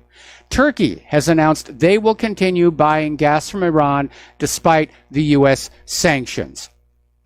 And this is where that aborted coup d'etat comes back to bite the U.S. government on the gluteus maximus. And Erdogan said, we need to be realistic. I can't let people freeze in winter. You know, how do I heat the people's homes if they stop purchasing Iran's natural gas? It's a valid point. It's a very valid point. As I mentioned earlier in the show, between the sanctions on Iran and oil-producing nations refusing to increase output, oil prices are going up, and $100 oil is now a distinct possibility. There's even speculation it could go up to $150 per barrel. So when you're over at the gas station and you're pumping that Go Juice into your Go Buggy and you see that final price on the front of the gas pump, you know who to blame. The Warhawks. Now, apparently, over in Norway, there was this power trader who got caught on the losing end of what's called a 4 sigma move in price spreads. They're now going into bankruptcy after liquidating his entire estate. In other words, he's got nothing left. But in the United States, 2 former J.P. Morgan traders who racked up comparable massive losses have managed to walk away, because the losses here in the United States don't go on the people who made the loss, they go on the American taxpayers.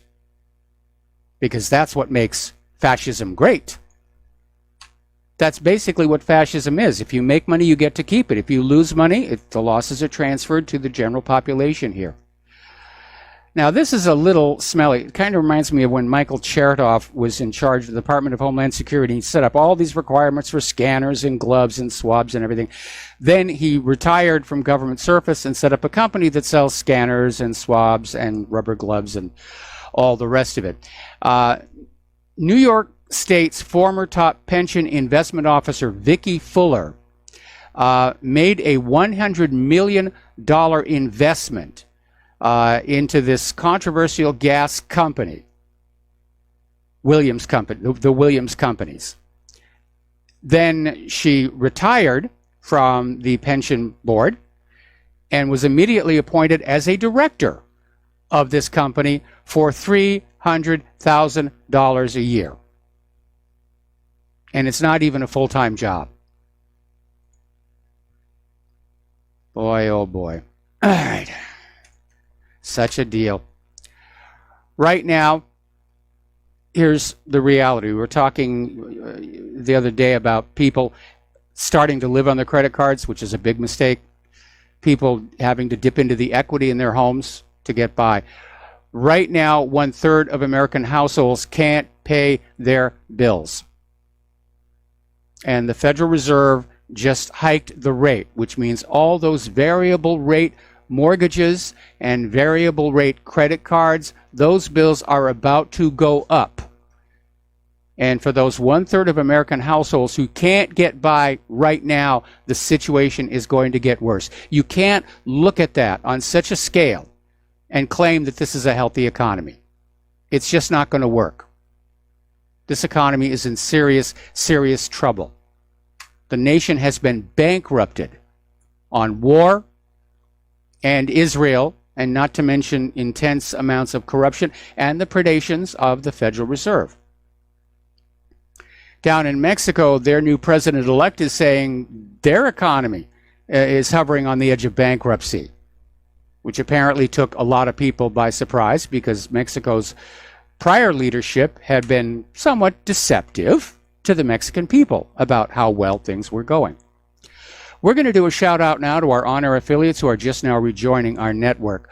Over at Wells Fargo, they're getting ready to lay off 26,500 employees. And they're outsourcing American jobs and importing foreign workers. Because it's all about that bottom line and profitability and keeping the stockholders happy.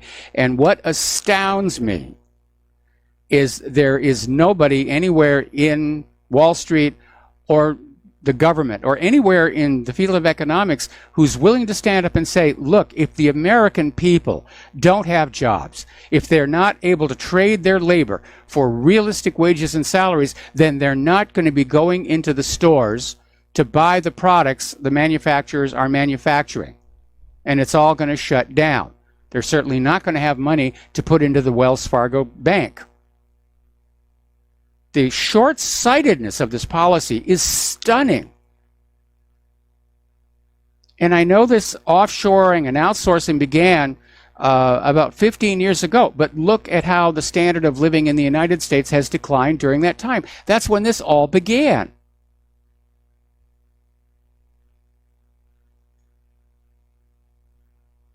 Okay, let's talk about immigration, refugees, so forth and so on.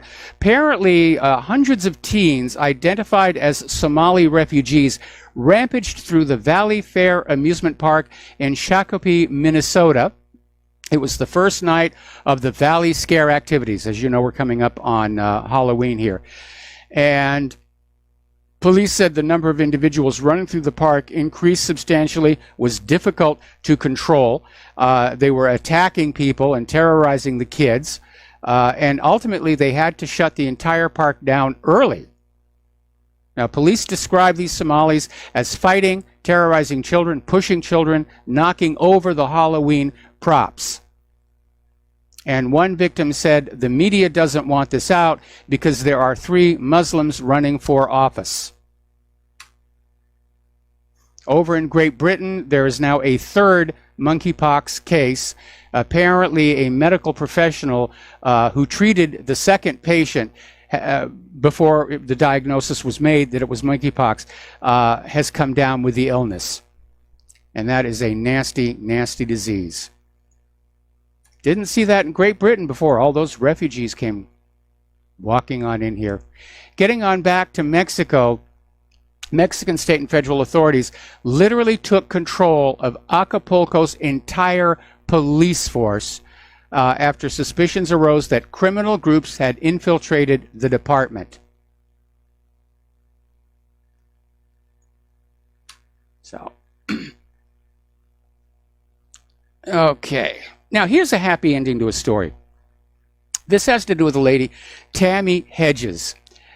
And during Hurricane Florence, she and her group, and they operate an animal rescue operation, they went on out and they rescued a whole bunch of animals from Hurricane Florence. And because she had administered some veterinary medicine, she actually got arrested for saving these cats and dogs and other animals. And it prompted a public outrage, predictably, and the charges have now been dropped. Now, regarding the medications, something a lot of people don't know. If you go to a pet supply store, you will find racks and racks of medication, some of which are available to humans only under prescription. But you can buy it right off the rack there in the pet store. It's a much smaller dosage, obviously, but you're allowed to medicate your own pet. And so, I mean, with everything that happened after Hurricane Florence, didn't they have something better to do than harass this lady? That would be my question.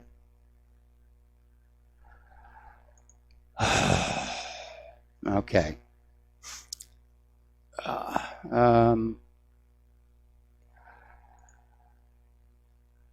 Now, there is a movie out. It's called The Gossamer Movie. It is about abortion. It is very much anti-abortion.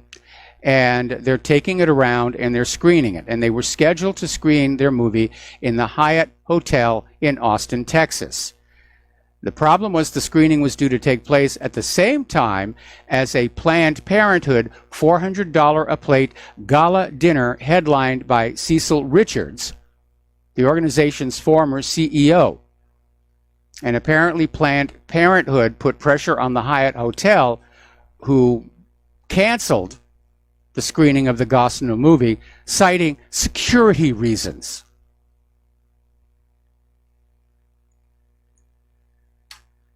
All right. There has been another incident of a tetanus vaccination being found to sterilize people. And this happened over in Kenya. And Kenyan President Raila Odinga basically had tests run on the tetanus vaccine from AgriQuest Limited, which is based in Nairobi, and basically showed that these vaccines were laced with chemicals that have sterilized something like 500,000 women and children. Now, this was something that really got going after National Security Study 200. But it looks like there is a massive depopulation program going on. And I guess Nairobi wanted to do it to Kenya. And how will Kenya respond? I get a lot of email from people who are saying, you have to admit, there are too many humans on Earth. And I'm inclined to agree, especially during rush hour. And there's always going to be a population problem because sex is a lot more fun than dying. And having evolved a technological society, we no longer have predators who will thin us out. We don't have to worry about saber-toothed tigers, or woolly mammoths or anything else killing us in the jungle.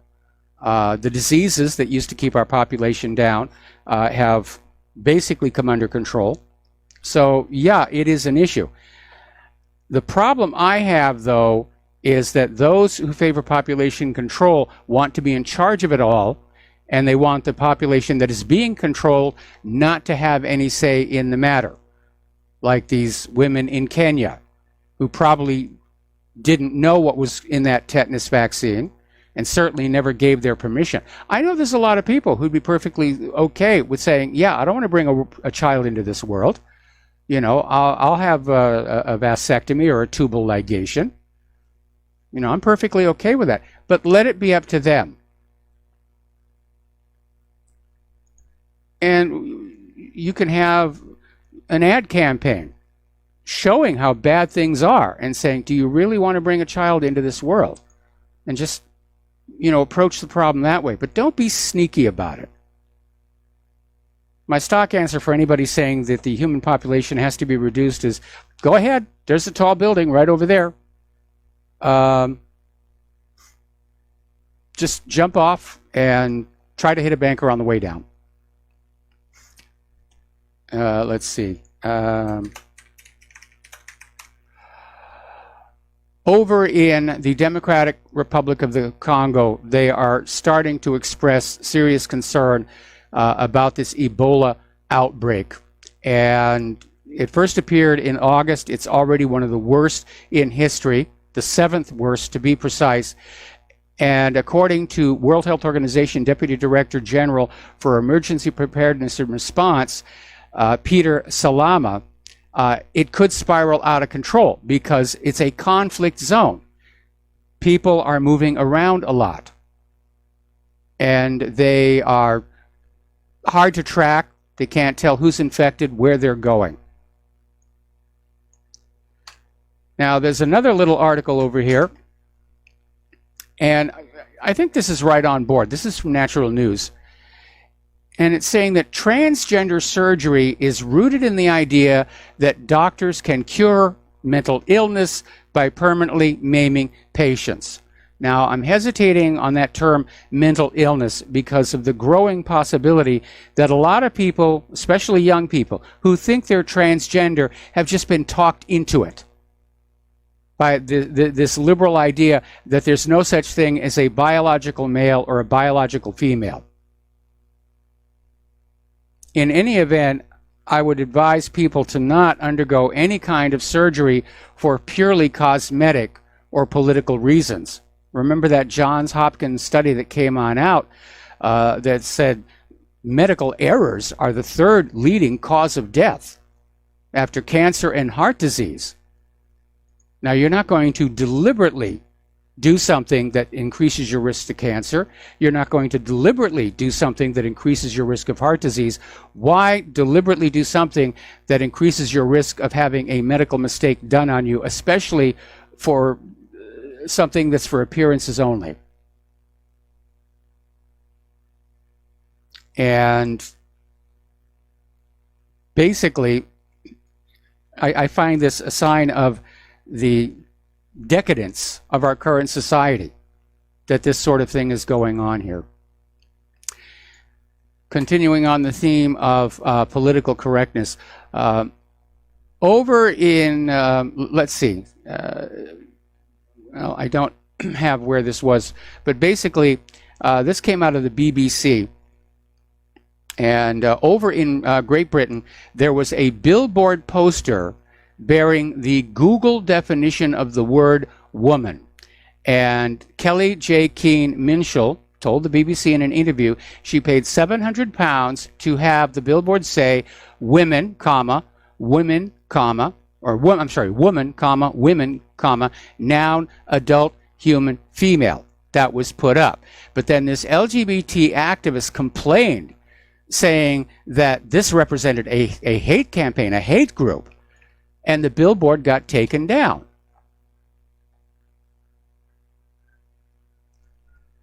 It really is getting silly here.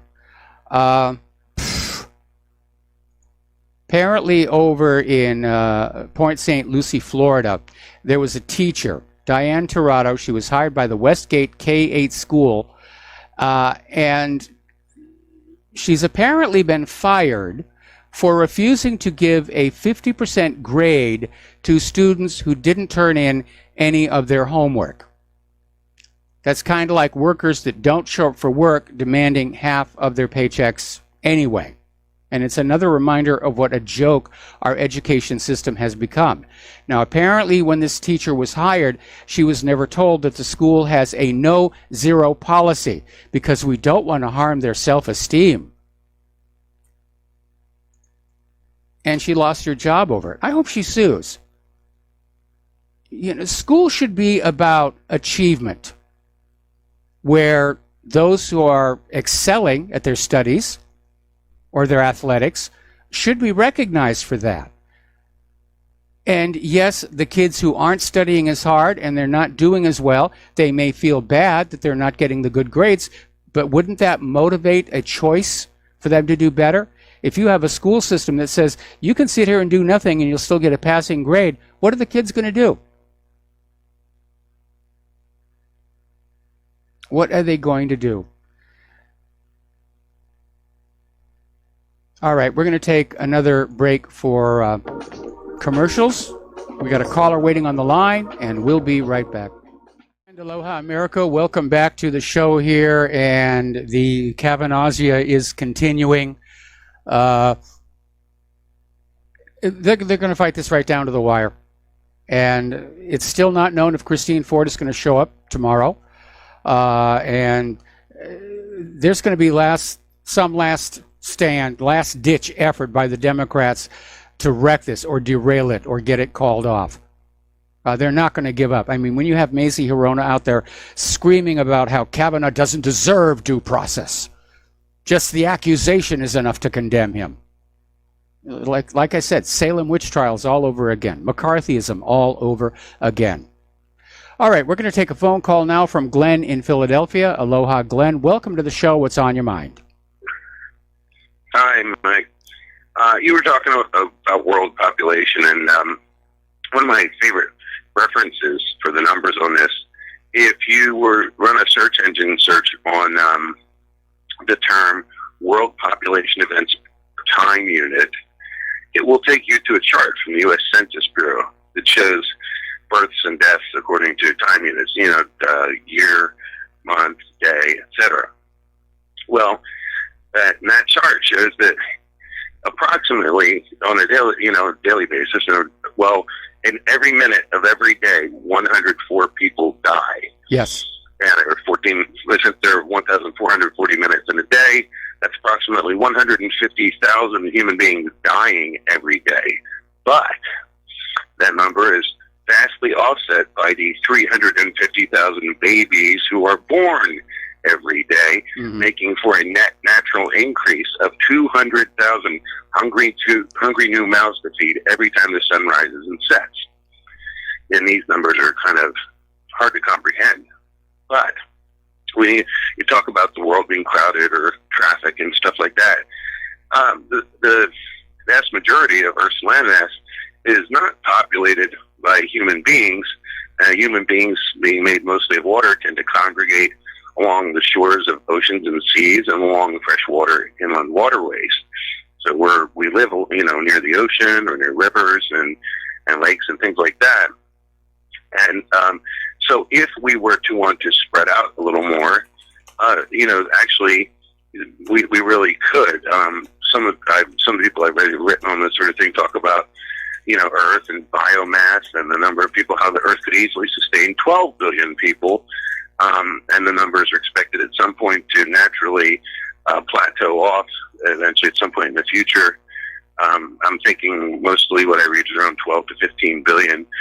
But if we were to employ our technologies and our resources and our brains and our efforts to, irrigate arable land with things like drip agriculture, if we were to concentrate on developing infrastructure for fresh water, desalination, things like that, water resources, sewer resources, and, building infrastructure in more sensible ways rather than dedicating so much of our production to war and junk, all the consumer, even what I am a capitalist. I do like fair trade and people making things and industrially making things, but we are polluting the earth pretty badly, and all that stuff we throw out in our garbage cans and our recycle bins does make for a lot of mess, and we have to, we do produce a lot of trash. So yes, we do. Basically, the earth can support us, could support us easily if we were not so injurious to the earth in the way we go about doing things. Well, you're absolutely right there. War is certainly destructive of the environment. The reason we're putting out so much trash, of course, has to do with corporate profitability, where the business model is planned obsolescence to get us to work hard and keep buying the same thing over and over and over again, whether it's cell phones or watches or TV sets, and we just throw the old one into the landfill and go out and buy a new one, which means more of the natural resources are being used up. And it's very frustrating that all the people who are screaming about the environmental problems and human-caused global warming, they never mention that aspect of it, that it is the American way of manufacturing and selling products that is really a major contributor to the sheer volume of trash that's being dumped into the landfills. Right. I mean, you buy some little doohickey for $14, and it's got a cardboard box and a plastic bubble and styrofoam and twist ties, and it all goes just right in the trash. And yep. And then $15 doohickey breaks within 6 months. Yep. And we just keep filling the dumps up with that stuff. We've got an island of trash in the Pacific Ocean, the size of Texas or whatever, from all sorts of trash from all over the world. Yes. And if we could only, if we could only live more in harmony with nature, as they say, and those mortality numbers, they're daunting. I was struck by the fact that the 3,000 people, if one accepts the number of 3,000 people who died on 9/11, well, the 3,000 people represented, as traumatic as that was and as horrific as that was, those 3,000 people represent only 2% of the people who died that day alone. Yes, in the world. It is. Anyway, listen, Glenn, interesting numbers, interesting information. Got to let you go and take another break for commercials, and we'll be right back. Aloha, America. Welcome back to our show here. And with a reference back to our previous caller, I want to clarify the term trash island, because it's been all over the media. We have this trash island in the middle of the Pacific Ocean. It's the size of Texas. And unfortunately, it's sort of being presented in a way that implies that you could sail your boat up to the edge of this collection of trash and just step off and walk across it like any other island. That is a terrible miscalculation. In point of fact, there's a lot of trash out there, but it's spread out quite a bit. And it may have been there for a very long time. It actually took somebody going on out and saying, what's the density of the trash distribution here, before they realized that there was this cluster of trash caught in one of the ocean current vortexes. So there's that. There are a lot of problems with the way the world is being run. Sooner or later, the oil is going to run out. Nobody's really working on something to replace it with, because the oil corporations discourage alternative systems. And I'm finally, I'm glad we're finally getting into the electric car revolution. But again, the vast majority of those are being charged with electricity from oil-fired power stations. So the oil companies are still getting their money, even if you're driving an electric car. We could be seeing a lot more development of solar cells, more efficient solar cells. But again, all the money is going toward war. And it's very destructive. And so, I agree with this other gentleman. It would be nice if we could live closer in harmony with nature and not have an economy that makes its profit by selling us the same thing over and over and over again, depleting the raw materials that are out there, and loading up the landfills with a lot of highly toxic junk. See, I have a dream world where when you buy something, it lasts forever, and you don't need to worry about buying it ever again. You go on and you buy something else that you need. And I realize that would bankrupt a lot of companies. I need to find that Pyramids of Waste documentary and get that back up on the website again. A little early in the show, we were talking about this Johns Hopkins study that revealed medical malpractice is the third leading cause of death. Now, when you go on out and you do a web search for leading causes of death, medical malpractice, medical mistakes is never on the list. They don't want you to know, but it has been confirmed. And the reality is that medical malpractice kills 500 times more Americans than accidental gun deaths. So stop talking about gun control and let's start talking about doctor control. Anyway, there's been another big scientific scandal, and apparently this one involves Jose Baselga, Chief Medical Officer at New York's Memorial Sloan Kettering Cancer Center. He's the published author of hundreds of articles featuring the most cutting-edge cancer research. The New York Times called him one of the world's top breast cancer doctors and a towering figure in the cancer world. Then it came on out that Baselga had failed to disclose the fact that he'd received literally millions of dollars from big pharma and medical corporations whose products were being promoted in all of these articles. So, the corrupting influence of money. A lot of people are still concerned about colony collapse disorder. And for those of you who may be new to the term, it's talking about the honeybees. Because the honeybees are a major part of food production all over the world, because they are the pollinators. The honeybees go out to the flowers on the crops and they will collect the nectar, and during the process they will move pollen from plant to plant to plant, which allows the plant to create new seeds. And it's basically the way farming has been done for hundreds of years. But all of a sudden, starting about 6 years ago, honeybees started dying off.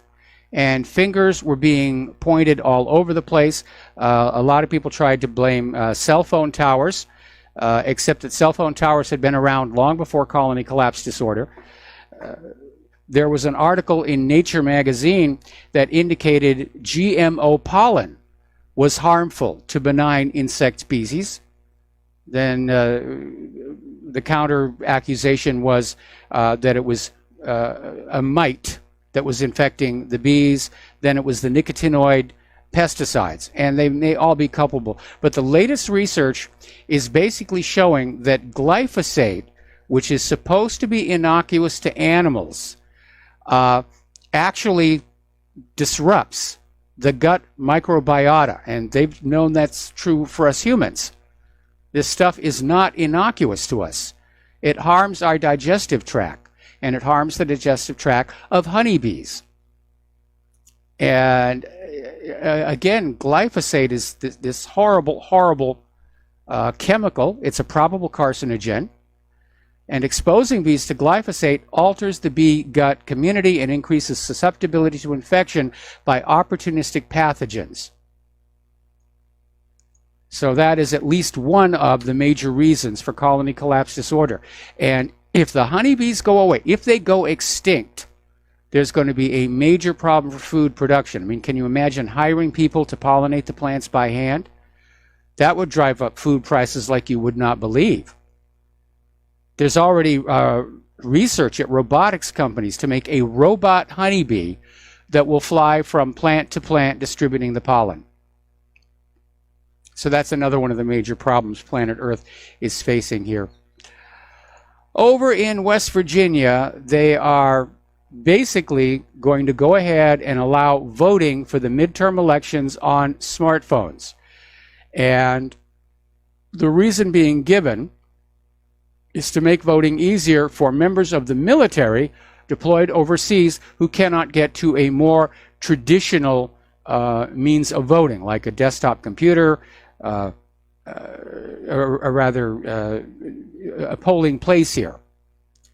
And they determined that most electronic ballot delivery technology required access to the desktop computer, printer, and scanner, all of which represent barriers to overseas voters, especially those in combat zones or engaged in covert operations.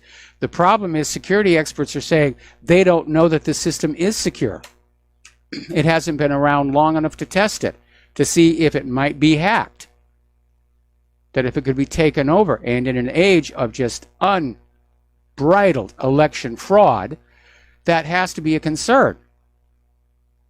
Now, I absolutely agree our military should be allowed to vote, but I think they could simply vote early with a paper ballot. One of the biggest disasters to hit our political system was putting the election system on electronics, which are invisible to the end users. You don't know what's going on inside that voting machine. And if you're at all curious, you can visit Bev Harris' website, blackboxvoting.org, or hunt down the HBO documentary, Hacking Democracy. And even if you just watch the end, where they show how these electronic voting machines can be rigged to steal elections, it's worth seeing, because our elections are not secure, they are not accurate, they are not verifiable. Our election system is an absolute joke. And if you're looking at potential solutions, over at my website, whatreallyhappened.com, right underneath at the upper left, there's my picture. And yes, it's an old picture, I should replace it. There's an article, How to Have Honest Elections, which lays out a very simple way to have elections that are going to be very, very, very difficult to rig and very, very easy to detect when rigging is taking place, as opposed to our current system, which almost seems designed to facilitate election theft and to then cover it up after the fact.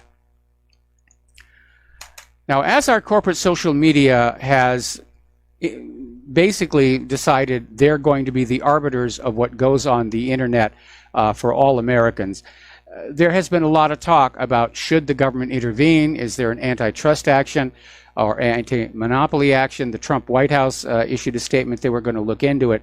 But there's a somewhat more pessimistic view over at the Daily Bell, saying that the government is not going to hold the big social media corporations accountable because the government has been working with the big social media corporations all along. And the idea is that right now the deep state is definitely trying to use social media to swing the midterm elections. And it's estimated that Google all by itself is going to be able to swing 12 million votes simply by not allowing any conservative opinion or anything critical of a Democrat to be seen by the general public. Now, that's an awful lot of power for an unelected organization to have. And a lot of people are, in fact, very, very upset. Okay. Now, over in Great Britain, another big stink over there. Apparently, MI5, MI6, and GCHQ broke the law by spying on the human rights group Privacy International.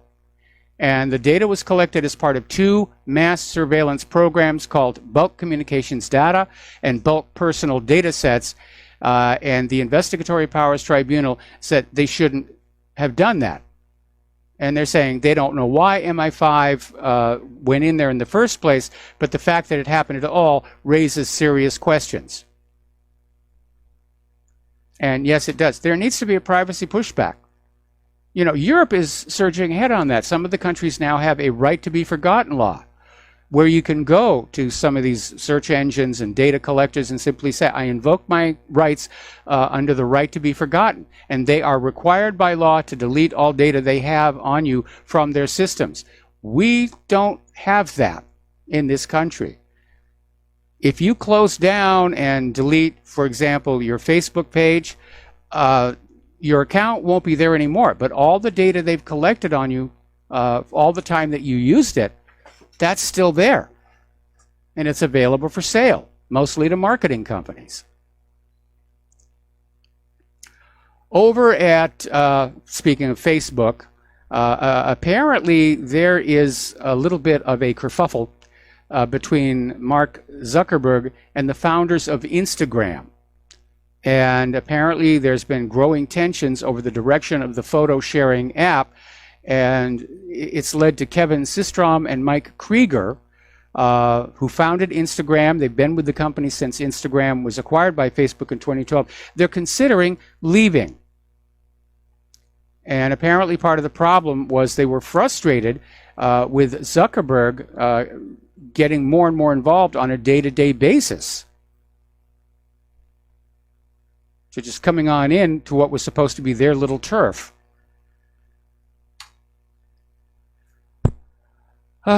This is a little bit out there here.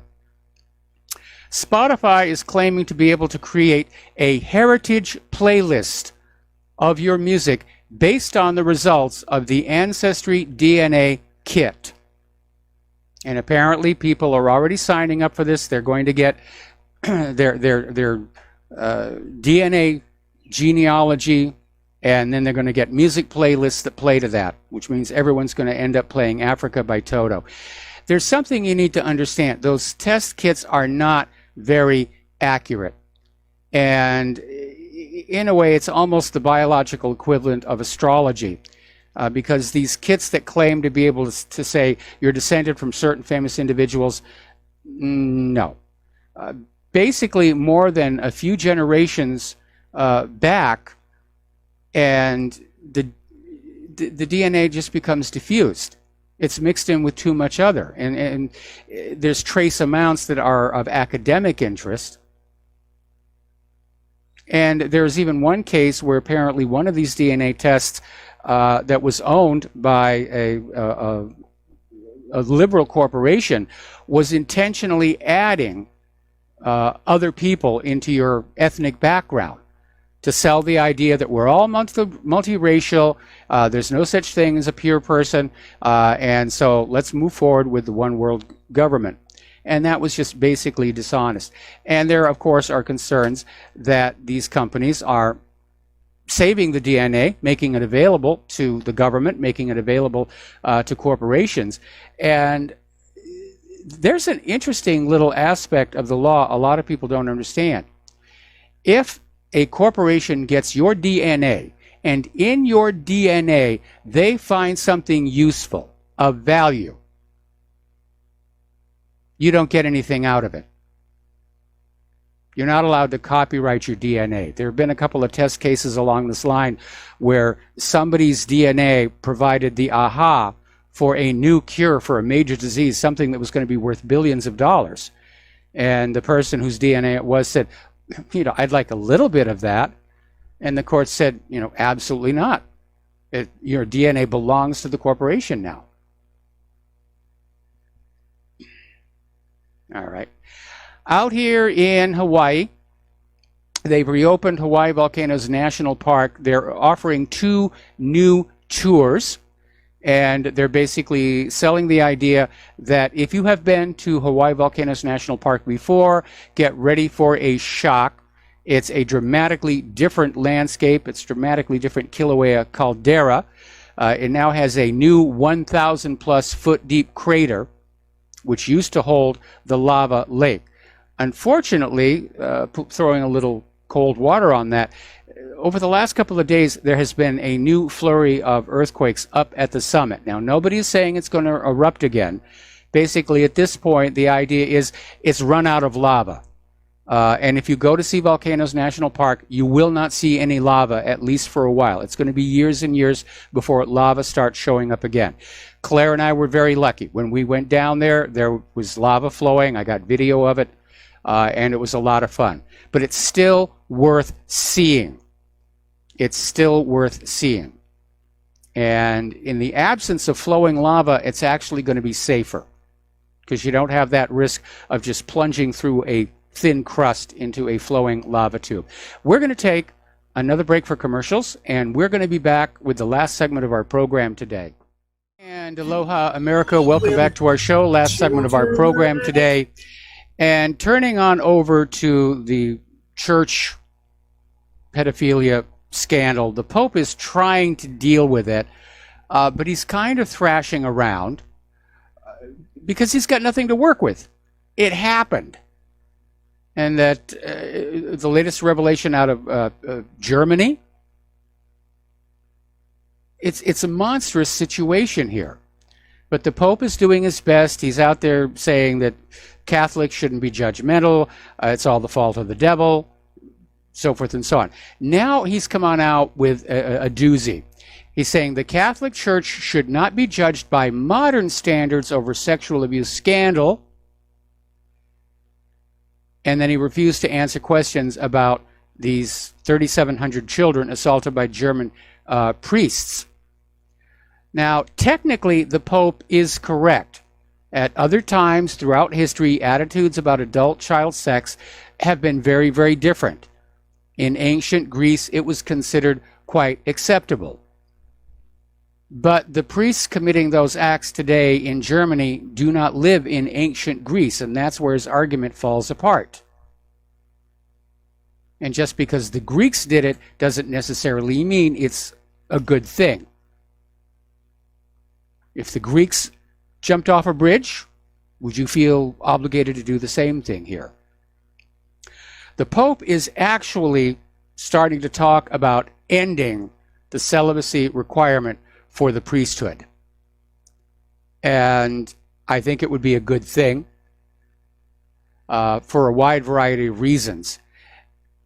The reason the celibacy ban existed in the first place goes all the way back to the Middle Ages, when the priests and bishops were basically grabbing the women, having sex with them, producing offspring, and then had to use church assets to take care of all these little kids, to pay for them. And it was a major economic problem.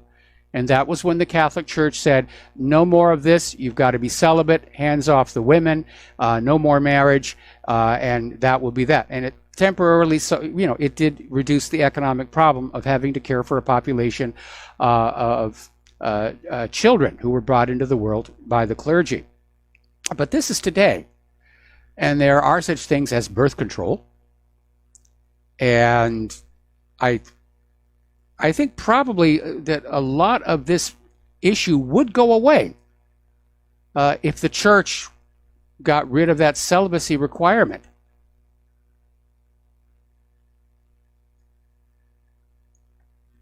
So, but again, it's a mess. And I think something that is emerging from the internet and the independent media is the realization that the world presented to us by corporate media and by the government is really mostly cover-up about people's corruptions, whether it's scientists selling out their science to pharmaceutical corporations, the clergy molesting children.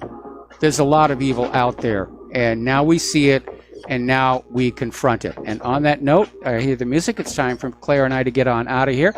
Please stay tuned for John Stedmiller. I'm sure he's got lots of interesting things to share with you. And please take what you learn here, share it with everyone that you know. Send it in email, send it in paper mail, start printing out leaflets and brochures and pamphlets.